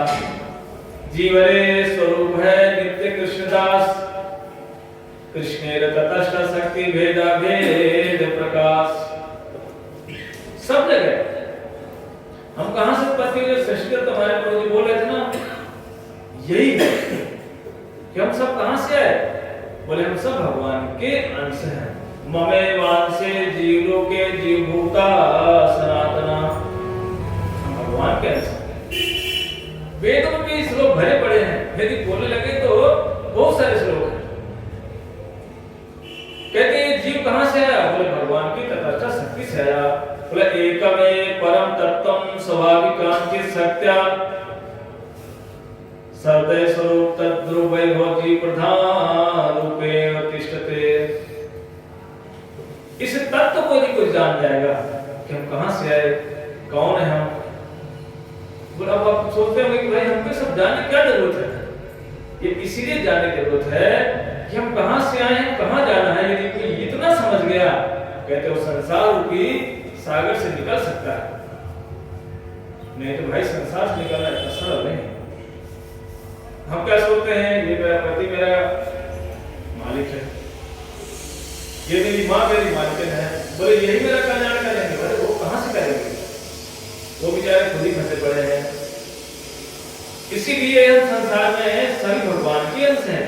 हम क्या करते हैं, संसार में रह करके ना खूब अपने आप को सजा के रखते हैं, लेकिन भगवान को भजन नहीं करते। यदि भगवान के बोल दो, बोले टाइम नहीं भैया, बोले बाबा क्या करें सुबह से, बोले जागती हूँ मैं, बच्चे को स्कूल भेजती हूँ, फिर घर का काम करती हूँ, फिर पति ऑफिस जाते हैं, मैं टिफिन पैक करती हूँ, फिर वो चली जाती है, फिर भाई आती है, फिर वहां घर में रहना पड़ता है, फिर भाई की गड़बड़ ना कर दे। पूरे दिन की दिनचर्या गिना देगी, लेकिन बोलो भजन, भजन कैसे। इसीलिए हमें भगवान को भजन करना चाहिए। लेकिन हम लोग क्या करते हैं, खाने पीने मस्त हैं, शरीर को सजाते रहते हैं बैठ करके, वृद्धावस्था को जा रहे हैं, हो रही है अवस्था खराब हो रही है, बूढ़े हो रहे हैं, लेकिन भैया फिर भी पेंट मार रहे हैं, कहां पर? चेहरे में और सिर में। लेकिन भैया जाना जरूर पड़ेगा, चाहे कितना प्रयास कर लो, खूब शरीर को सजा लो, तो क्या मृत्यु रूपी काल छोड़ देगा? नहीं कहेंगे नहीं भैया ये तो इसी थोड़ा घर से सजी धजी है, इसको रहने दो, बोले बूढ़े बोले लो, बोले विश्वास मत करो किसी को कब लेके चला जाए, चाहे कुछ भी कर लो, चाहे लगा लो ओके साबुन, चाहे लगा लो सेंट, यहाँ पर कोई न परमानेंट, बचोगे नहीं। खा पी करके मौज उड़ा लो, बाद में करना पेमेंट, यहाँ पर कोई न परमानेंट, बचोगे नहीं। भाई खूब चाहे इस पर मार बोले हम तो इतनी खुशबू लगा लेंगे कि सामने वाला यमराज के दूत आएंगे तो बेहोश होकर गिर जाएंगे, वो बेहोश होने वाले नहीं है, सबको सब जाना पड़ेगा। इसलिए हम कौन? भगवान के अंश हैं, इसलिए हमारा एक ही धर्म भगवान का भजन करना।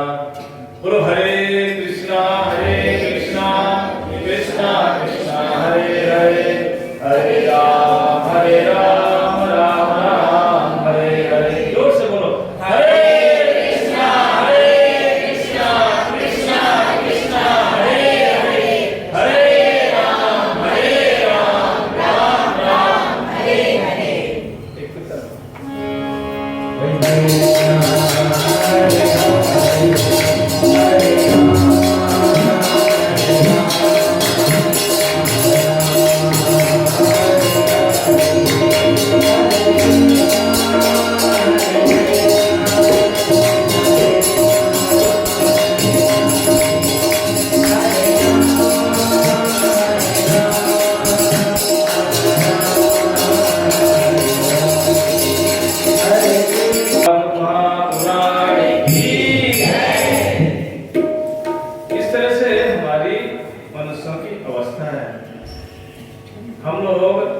संसार के ही खाने पीने मस्त हैं, बोले बढ़िया बढ़िया खाओ और बढ़िया बढ़िया सो जाओ, इसमें लगे हुए हैं।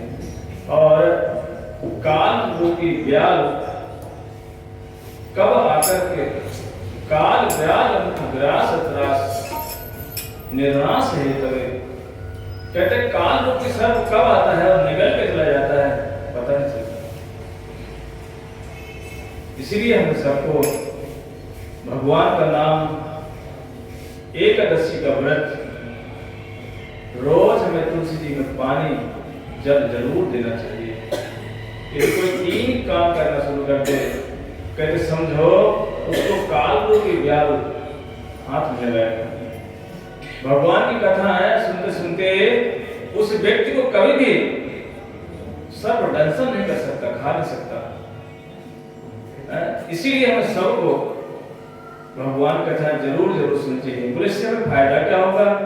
बोला फायदा ही फायदा है। बोला हृदय ग्रंथि छियन्ते सर्व संशया, बोले हृदय की जो ग्रंथि है, जो हमारे हृदय में पाप बैठे हुए हैं, हम बाहर से तो बड़े सुंदर दिखाई पड़ते हैं, लेकिन अंदर तो सब काले काले हैं। बोले बाहर से देखने में ऐसा लगता है ना कि मैं सबसे सुंदर हूं, लेकिन हृदय रूपी में पूरा काला काला बता हुआ है, सब गड़बड़ है। अंदर कुछ और बाहर कुछ और चल रहा है। इसीलिए हमें अंदर बाहर एक जैसा हो जाए, जो बोले वही करे, जो अंदर वही बाहर, जो बाहर वही अंदर, समझो ये व्यक्ति अच्छा है। बोलो श्रीमद् भागवत महापुराण की जय।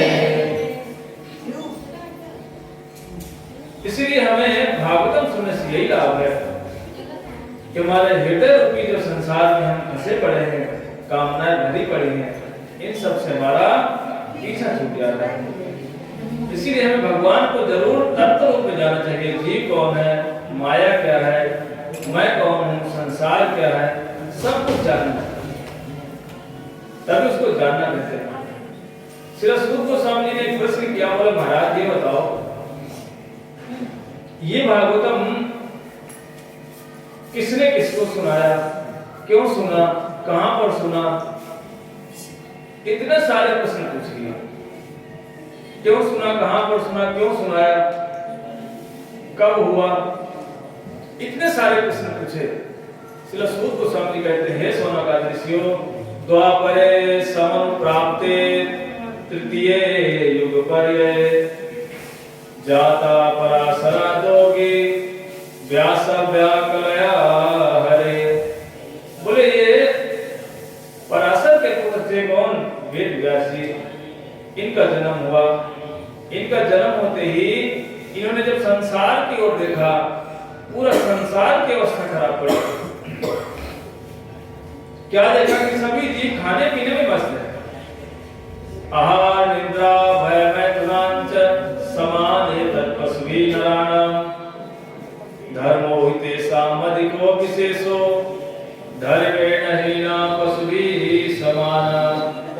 बोला खाओ पियो में मस्त है, बढ़िया बढ़िया खाओ, बढ़िया बढ़िया सो जाओ, संतान पैदा करो और अपनी आत्म रक्षा करो, शरीर की रक्षा करो। बोले इन चार कामों में व्यस्त है मनुष्य। ये चार काम पशु भी करते हैं। पशु भी खाते हैं, सोते हैं, संतान पैदा करते हैं, और यदि कोई मारने आता है तो वहां से लड़ने लगे तो लड़ाई करते, नहीं तो वहां से 9-11 हो जाते हैं। यही काम हम करते हैं, मनुष्य ही काम करता है। इन्हीं चार कामों में लगा हुआ है, इसलिए वेद व्यास इतने दुखी हो गए। बोले मंदा सुमंत मतयो मत भाग्या उपततः। बोला जीव की अवस्था ऐसी खराब हो गई है, मंद बुद्धि का है। बड़ी बड़ी डिग्रियां तो ले लिया, एमबीए बन गए, बीटेक बन गए, सीटेक बन गए, इंजीनियर बन गए, लेकिन बुद्धि कैसी है? बोले एकदम मंदा। बोले कैसे? डिग्री लेकर के शराब पीते हैं, शराब पीना, सिगरेट पीना, तंबाकू खाना, गुटखा खाना। पूछो बोले भैया ये गुटखा क्यों खा रहे हो? बोले तुम्हारे मत सिखाओ। बोले हम पढ़े लिखे हैं। बोले हमने एमबीए किया भाई, पढ़े लिखे हैं, कोई ऐसा सोच समझ हमें अपने जैसा मत समझ, ऐसा बोले। इसीलिए बोले मनुष्यों की अवस्था बड़ी खराब है। तंबाकू खा रहे हैं, गुटखा खा रहे हैं, यदि इनको टोक दिया गलत, यदि कहीं पर किसी जा रहे हैं तो बोले भैया ये ऐसा मत करो, बोले हमें मत शिक्षा दो। हम वृंदावन की बात बता रहे हैं, मेरे रामकृष्ण मिशन हॉस्पिटल है वृंदावन में, तो किसी विदेशी को ब्लड देना था, उसका ग्रुप नहीं मिल रहा था, तो हमारा भी नंबर आ गया, सभी साथियों का नंबर आया, हमारा भी नाम आया। बोले अब आप चले जाओ। डॉक्टर के पास गए तो उसने ब्लड निकाला, गेट में हम आए तो रिक्शे में ई रिक्शे में बैठ गए, 2 लड़के लड़कियां बैठे थे उसी रिक्शे में, दिल्ली से आए थे। तो बड़े मतलब ठीक स्थिति नहीं थी दोनों की, बैठ से बड़े गलत तौर तरीके से। हमारे साथ एक और महात्मा थे, वो ड्राइवर के पास बैठ गए, हम पीछे बैठ गए। सामने बैठ गया, देखा नहीं गया। मैंने कहा भाई आप कहाँ से आए हैं? बोले दिल्ली से आए हैं। तो मैंने कहा पढ़ाई लिखाई अच्छी होगी आपकी? बोले हाँ जी। लड़की ने कुछ बताया, डिप्लोमा हो गई थी, लड़के ने बताया हम अच्छी वाला डिग्री बताया, पढ़े लिखे थे। तो मैंने कहा पढ़ाई लिखाई करने के बाद क्या करना चाहिए?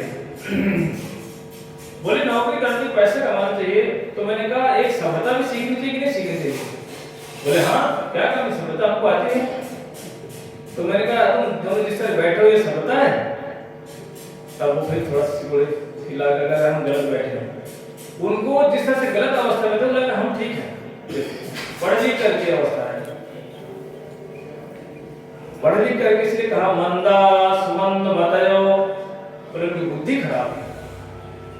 देखना जितने शराबी बड़े बड़े जो शराब पीते हैं, महंगी महंगी शराब तो हमको नाम नहीं पता भाई क्या होता है, पर जितनी महंगी महंगी शराबें होंगी, रात के समय लोग प्राय 4 पहिए गाड़ी से आते हैं, तो 4 पहिए से गाड़ी से आता है व्यक्ति नौकर ड्राइवर नहीं हो सकता।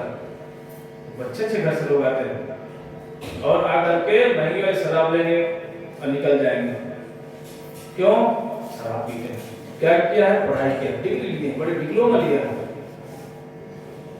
इसीलिए वेद व्यास ने देखा, बोले मंदा सुमंद मतयो, बोले मंद बुद्धि वाले लोग हैं, इनके अंदर बुद्धि नहीं है। धन्य तमाकू सुल्फा गांजा सूखा को गौराय रे, गुरु चरणामृत ने मन लागा, मधुआ चाखन आए। बोले हम भगवान के अंश हैं, हम तो अमृत पीने वाले लोग हैं, लेकिन हम क्या कर रहे हैं? खा खा के गुटखा, खा के तंबाकू, दांतों की तो अवस्था खराब है। दांत बेचारे हाथ जोड़ते, बोले अब तो छोड़ दो। ना ना ना, छोड़ेंगे नहीं, जब तक तुम रहोगे तो तुम खत्म करके छोड़ेंगे। सब का नाश मार दिया। डॉक्टर बोलता है, बोले भैया, बोले दांतों को मत दिखाओ। बोले क्यों? बोले तुम्हारे दांतों को देख के मुझे कल डॉक्टर ही छोड़ दे। ऐसे खा लेते दांत। बोले भैया अब नहीं, बोले इसलिए बोला मंदा सुमंद मतयो। वेद व्यास ने एक वेद के 4 भाग कर दिए। बोले अब जीव पढ़ लेगा। वेद व्यास जी विचार करने लगे, बोले भैया वेदों की भाषा बड़ी जटिल है, इतना समझना सरल नहीं है। उन्होंने क्या किया? पंचम वेद लिख दिया, महाभारत कर दिया। उससे भी नहीं हुआ, 17 पुराण लिख दिए, उपनिषद लिख दिए। मन दुखी हो गया, नहीं सुन पाया। लास्ट में जब दुखी हो गए, उनके गुरुदेव श्री नारद जी का आगमन हो गया। नारद जी जैसे आए और वेद व्यास बड़े दुखी अवस्था में, व्यग्न अवस्था में बैठे हैं। पूछा, पराशरा महादोगी, बोले पराशर पुत्र है वेद व्यास जी। बोले हे पराशर पुत्र, ये आप दुखी क्यों हैं? आपने इतने सारे वेद वेदांत लिख दिए, उपनिषद लिख दिए, गीता लिख दिए, पुराणों की रचना कर दी, बोले आपका मन प्रसन्न क्यों नहीं? वेद व्यास जी बोले, गुरुदेव हमको तो पता नहीं चला क्यों दुखी हैं। बोले आपको तो प्रसन्न होना चाहिए। बोले यही तो हमको नहीं पता चल रहा। कहते हैं कि मैं क्या करूं, मैं प्रसन्न नहीं हो पा रहा। वेद व्यास जी की बात बताया नारद जी। बोले देखो नारद जी, बोले आपने सब कुछ लिखा, आपने क्या क्या, कहीं पर शिव को भगवान बता दिया, कहीं पर दुर्गा जी को भगवान बता दिया, कहीं पर गणेश जी को भगवान बता दिया, कहीं पर है सूर्य देव को भगवान बता दिया, बोले सूर्य भगवान है। कहीं पर है थोड़ा थोड़ा कहीं विष्णु को भी भगवान बता दिया। आपने क्या है, संसार में जो लोग भटक रहे हैं वो भटका के रख दिए, इसलिए बोले आप दुखी हैं। जो कृष्ण है, ब्रज के कृष्ण है, ईश्वर परम कृष्ण स्वयं भगवान, सर्व अवतारी सर्व कारण प्रधान, जो सभी अवतारों के मूल अवतारी कृष्ण, उसके विषय बिल्कुल नहीं बोला आपने। जो कृष्ण ब्रज में जाकर के कांधे चढ़े कांधे चढ़ाए, बोले कभी कभी कृष्ण के कंधे पे चढ़ के सभी लोग बैठ जाते हैं और कृष्ण को गिरा देते हैं। बोले साले तो अपने को क्या समझता है? जो विश्व ब्रह्मांड का मालिक कृष्ण, उसको सभी लोग बोलते, बोले साले तू क्या समझता है अपने आप को? बोले मैं नंद का बाबा हूँ, नंद का पुत्र हूँ, 9 लाख है। बोले साले तेरे 9 लाख है? बोले मेरे बाप के 11 लाख। सीधा बोलता है राजा रानी के भाई, कहता तेरे पास 9 ही तो है, 11 है, कहां से तेरे कम है? तू ज्यादा समझता है? इतना डांट लगा के कंधे पे चढ़ के बैठ जाते हैं। और ब्रजदेवियां गालियां बकती हैं, कपटी धूर्त छलिया, क्या कहना नहीं करती हैं।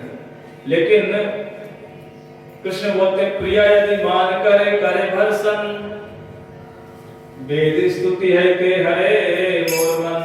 कहते गोपियां जब मुझे गाली बकती है ना, ऐसा लगता है जैसे मान मेरी को स्तुति कर रहा हो, लेकिन जब वेद वेदांत से बड़े बड़े लोग मुझे स्तुतियां करते हैं, उनको जल प्रदान कर रहे हैं, आरती कर रहे हैं, भगवान कहते हैं मुझे ऐसा लगता है लोग गाली बक रहे हैं। देखो ये प्रेम की भाषा है। प्रिया यदि मान करे करे भर्सन। संसार में देखना, उदाहरण देता हूं, पत्नी यदि बिगड़ जाए किसी कारण से, थोड़ा सा बक दे, तो पति के हृदय को कहीं ना कहीं थोड़ा सा आनंद होता है, भैया धर्म पत्नी हमें बिगड़ गई है, कोई बात नहीं, शांत हो जाएगा। ऐसे ही कृष्ण कहते हैं कि जब ये गोपियां कि ये धूर्त है, छलिया है, इससे काले से बात नहीं करना। बोले ये सब बातें सुनकर मेरे कान में ऐसा लगता है जैसे अमृत जा रहा हो।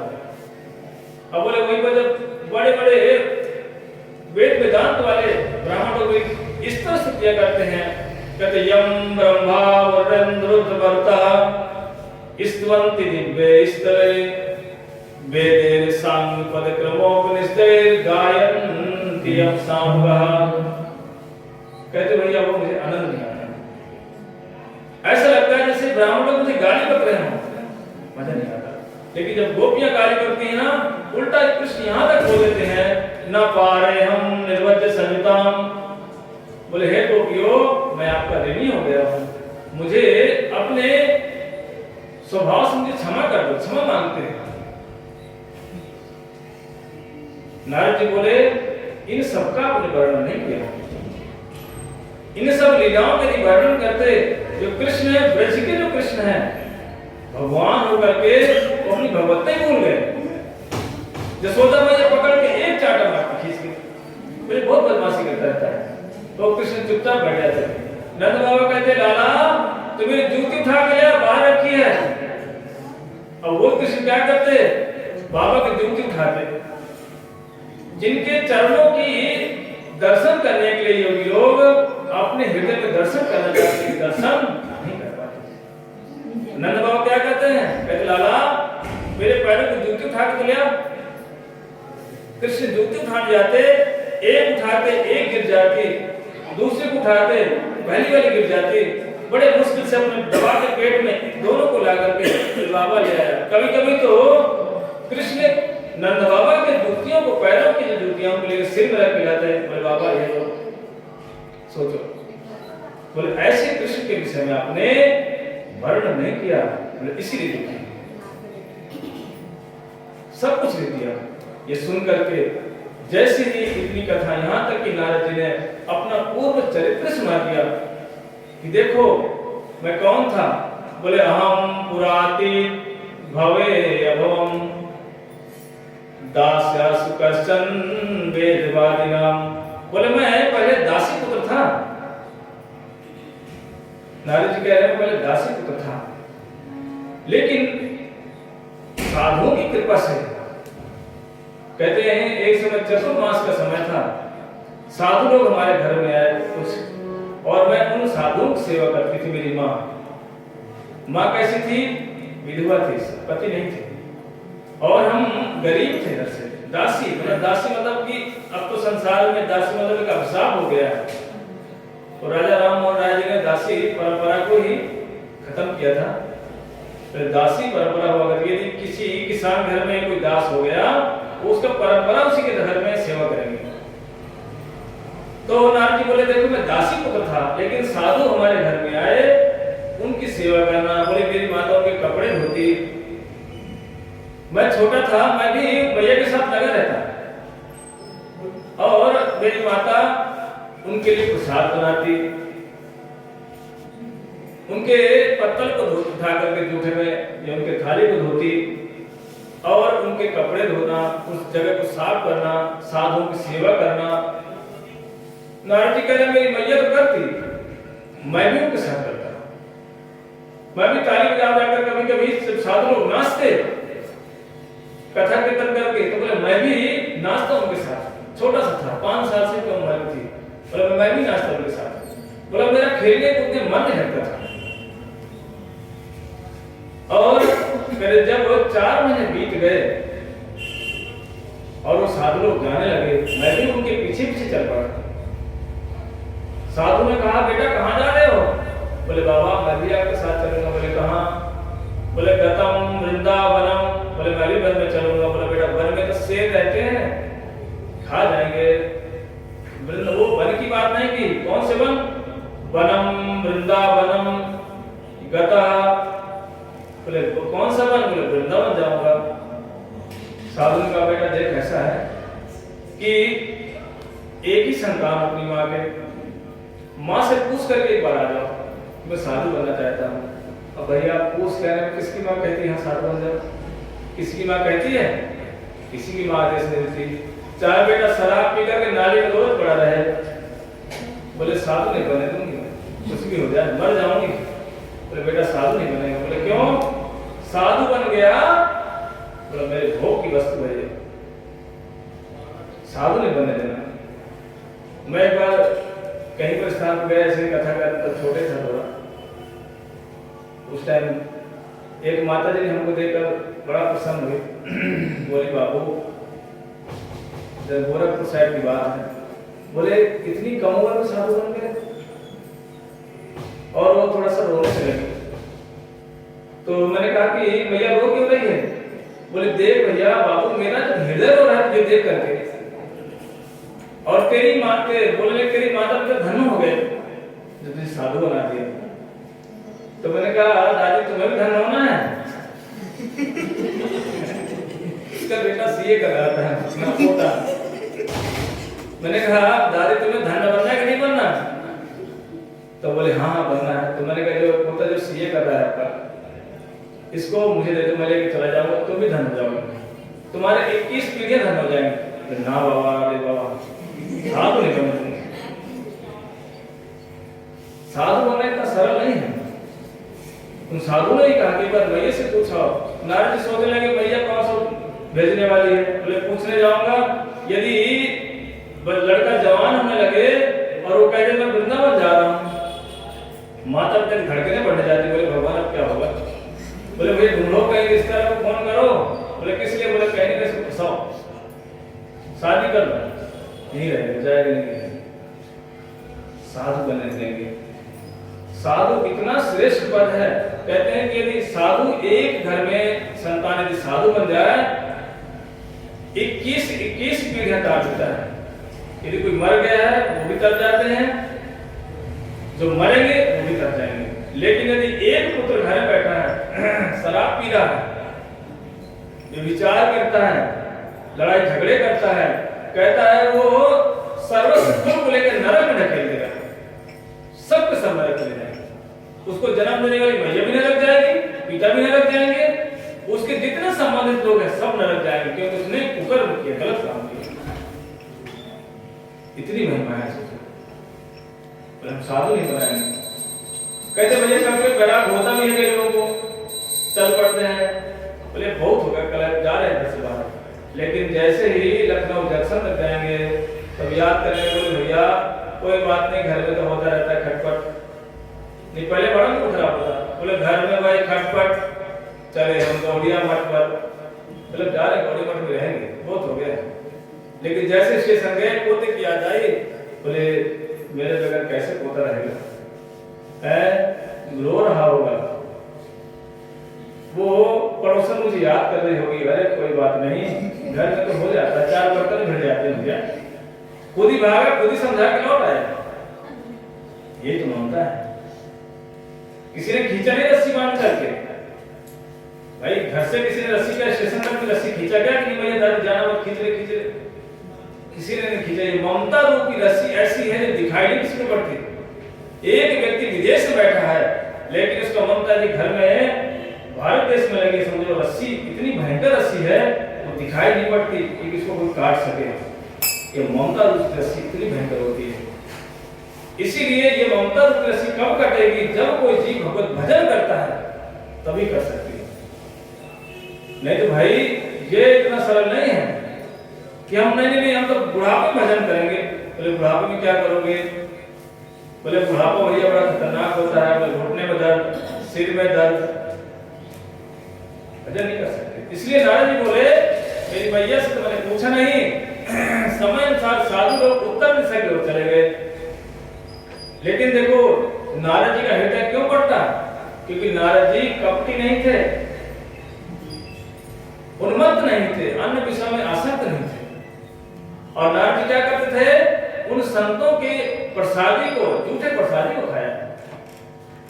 भक्त पर धूली और भक्त पर जल, भक्त भुक्त शेष तीन साधने रवन। कहती यदि कोई साधु क्या उचिष्ट खा ले, झूठा खा ले, उनके चरणों की रज को अपने सिर में धारण कर ले और उनको प्रणाम करते, उनकी सेवा करते, कहते भैया उसका भाव बंधन तो निश्चित कटेगा, बच नहीं सकता। हमारे एक भक्ति सिद्धांत प्रभुपाद जी के शिष्य थे। अब समाप्त करना है, घबराना मत। भंडारा बार चिंता करने की कोई जरूरत नहीं है। घर बनाना पड़ेगा, खाना पड़ेगा, बाहर भंडारा है, जगह जगह भंडारा है। गर्म गरम देसी घी की पूड़ियां और देसी घी की सब्जी खूब खाओ। 4 की जगह 8 खाना, बस 10-5 मिनट और को छोड़ देंगे। कहते हैं कि भक्त सिद्धांत प्रभुपाद जी के शिष्य थे भक्ति सर्वस्व गिरि गोस्वामी महाराज। कौन थे? गिरि गोस्वामी महाराज। ये एक बार वृंदावन में ही भंडारा चला साधुओं का। बैठ करके जब साधु लोग खा लिए, ये दौड़ कर गए, खाना शुरू कर दिया। सब जूठे पत्रों खा रहे हैं। इस बात को एक संत ने देखा। उन्होंने अपने गुरुदेव से बताया, गुरुदेव महाराज जी तो ऐसा कर रहे हैं। बोले महाराज ऐसा कर रहे हैं, जूठा खा रहे सबका। बोले साधु में साधु को ध्यान देना चाहिए। बोले साधु होकर के दूसरे का उच्चिष्ट खा रहे, जूठा खा रहे, पत्रों को चाट खा रहे।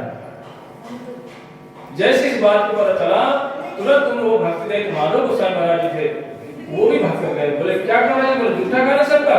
बोले हाँ। वो भी गए। एक तरफ भक्ति सरस गिरि महाराज जी खा रहे हैं, दूसरी तरफ भक्त माधव से दोनों हाथ, वो भी खा रहे, वो भी खा रहे। सब साधु चले गए, पत्रों को जूठा खाया जा रहा है। जब वह सब पत्थर चाट के कोस बराबर कर दिए, शिष्य ने पूछा गुरुजी ये क्या कर रहे थे आप लोग? बोले बेटा तुझे पता नहीं है, साधुओं की प्रसादी है। नारद जी जैसे लोग खा करके दासी पुत्र से ब्रह्म पुत्र बन गए। कहां नारद जी कौन थे? एक दासी के पुत्र थे, लेकिन उन साधुओं का उच्चिष्ट प्रसाद खाया। उनके चरणों को रज लेकर प्रणाम करना, उनके जल को धोकर के पीना, यह घर में छिड़कना। कहते भैया इतना ही किया सर। और कहां दासी पुत्र, कहां ब्रह्मा जी के पुत्र बन करके बोले वीणा बजाते हुए सर्वस्व घूमते रहते हैं। इतनी महिमा साधु की। इसीलिए अपने घर में हमें साधु को जरूर जरूर बुलाना चाहिए। हम क्या करते हैं? साधु से भिड़कते हैं। बोले साधु आए हैं, नाम ये घर में आते रहते हैं। क्योंकि घर में यदि साधु जाते हैं, कहते वो घर पवित्र हो जाता है। यदि साधु के सिर्फ घर चले भर जाए और वहां पर जाकर कीर्तन कथा करते हैं, समझो घर परम पवित्र हो जाता है। इसलिए नारद जी का ईर्ष्या नहीं थे। इसलिए नारद जी का देखना, नारद जी ने अपना पूर्ण इतिहास सुना करके श्री वेदव्यास जी के मन को हल्का कर दिया।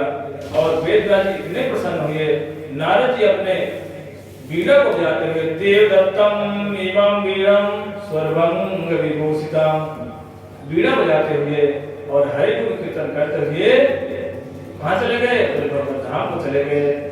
बाकी कथा हम कल श्रवण करेंगे।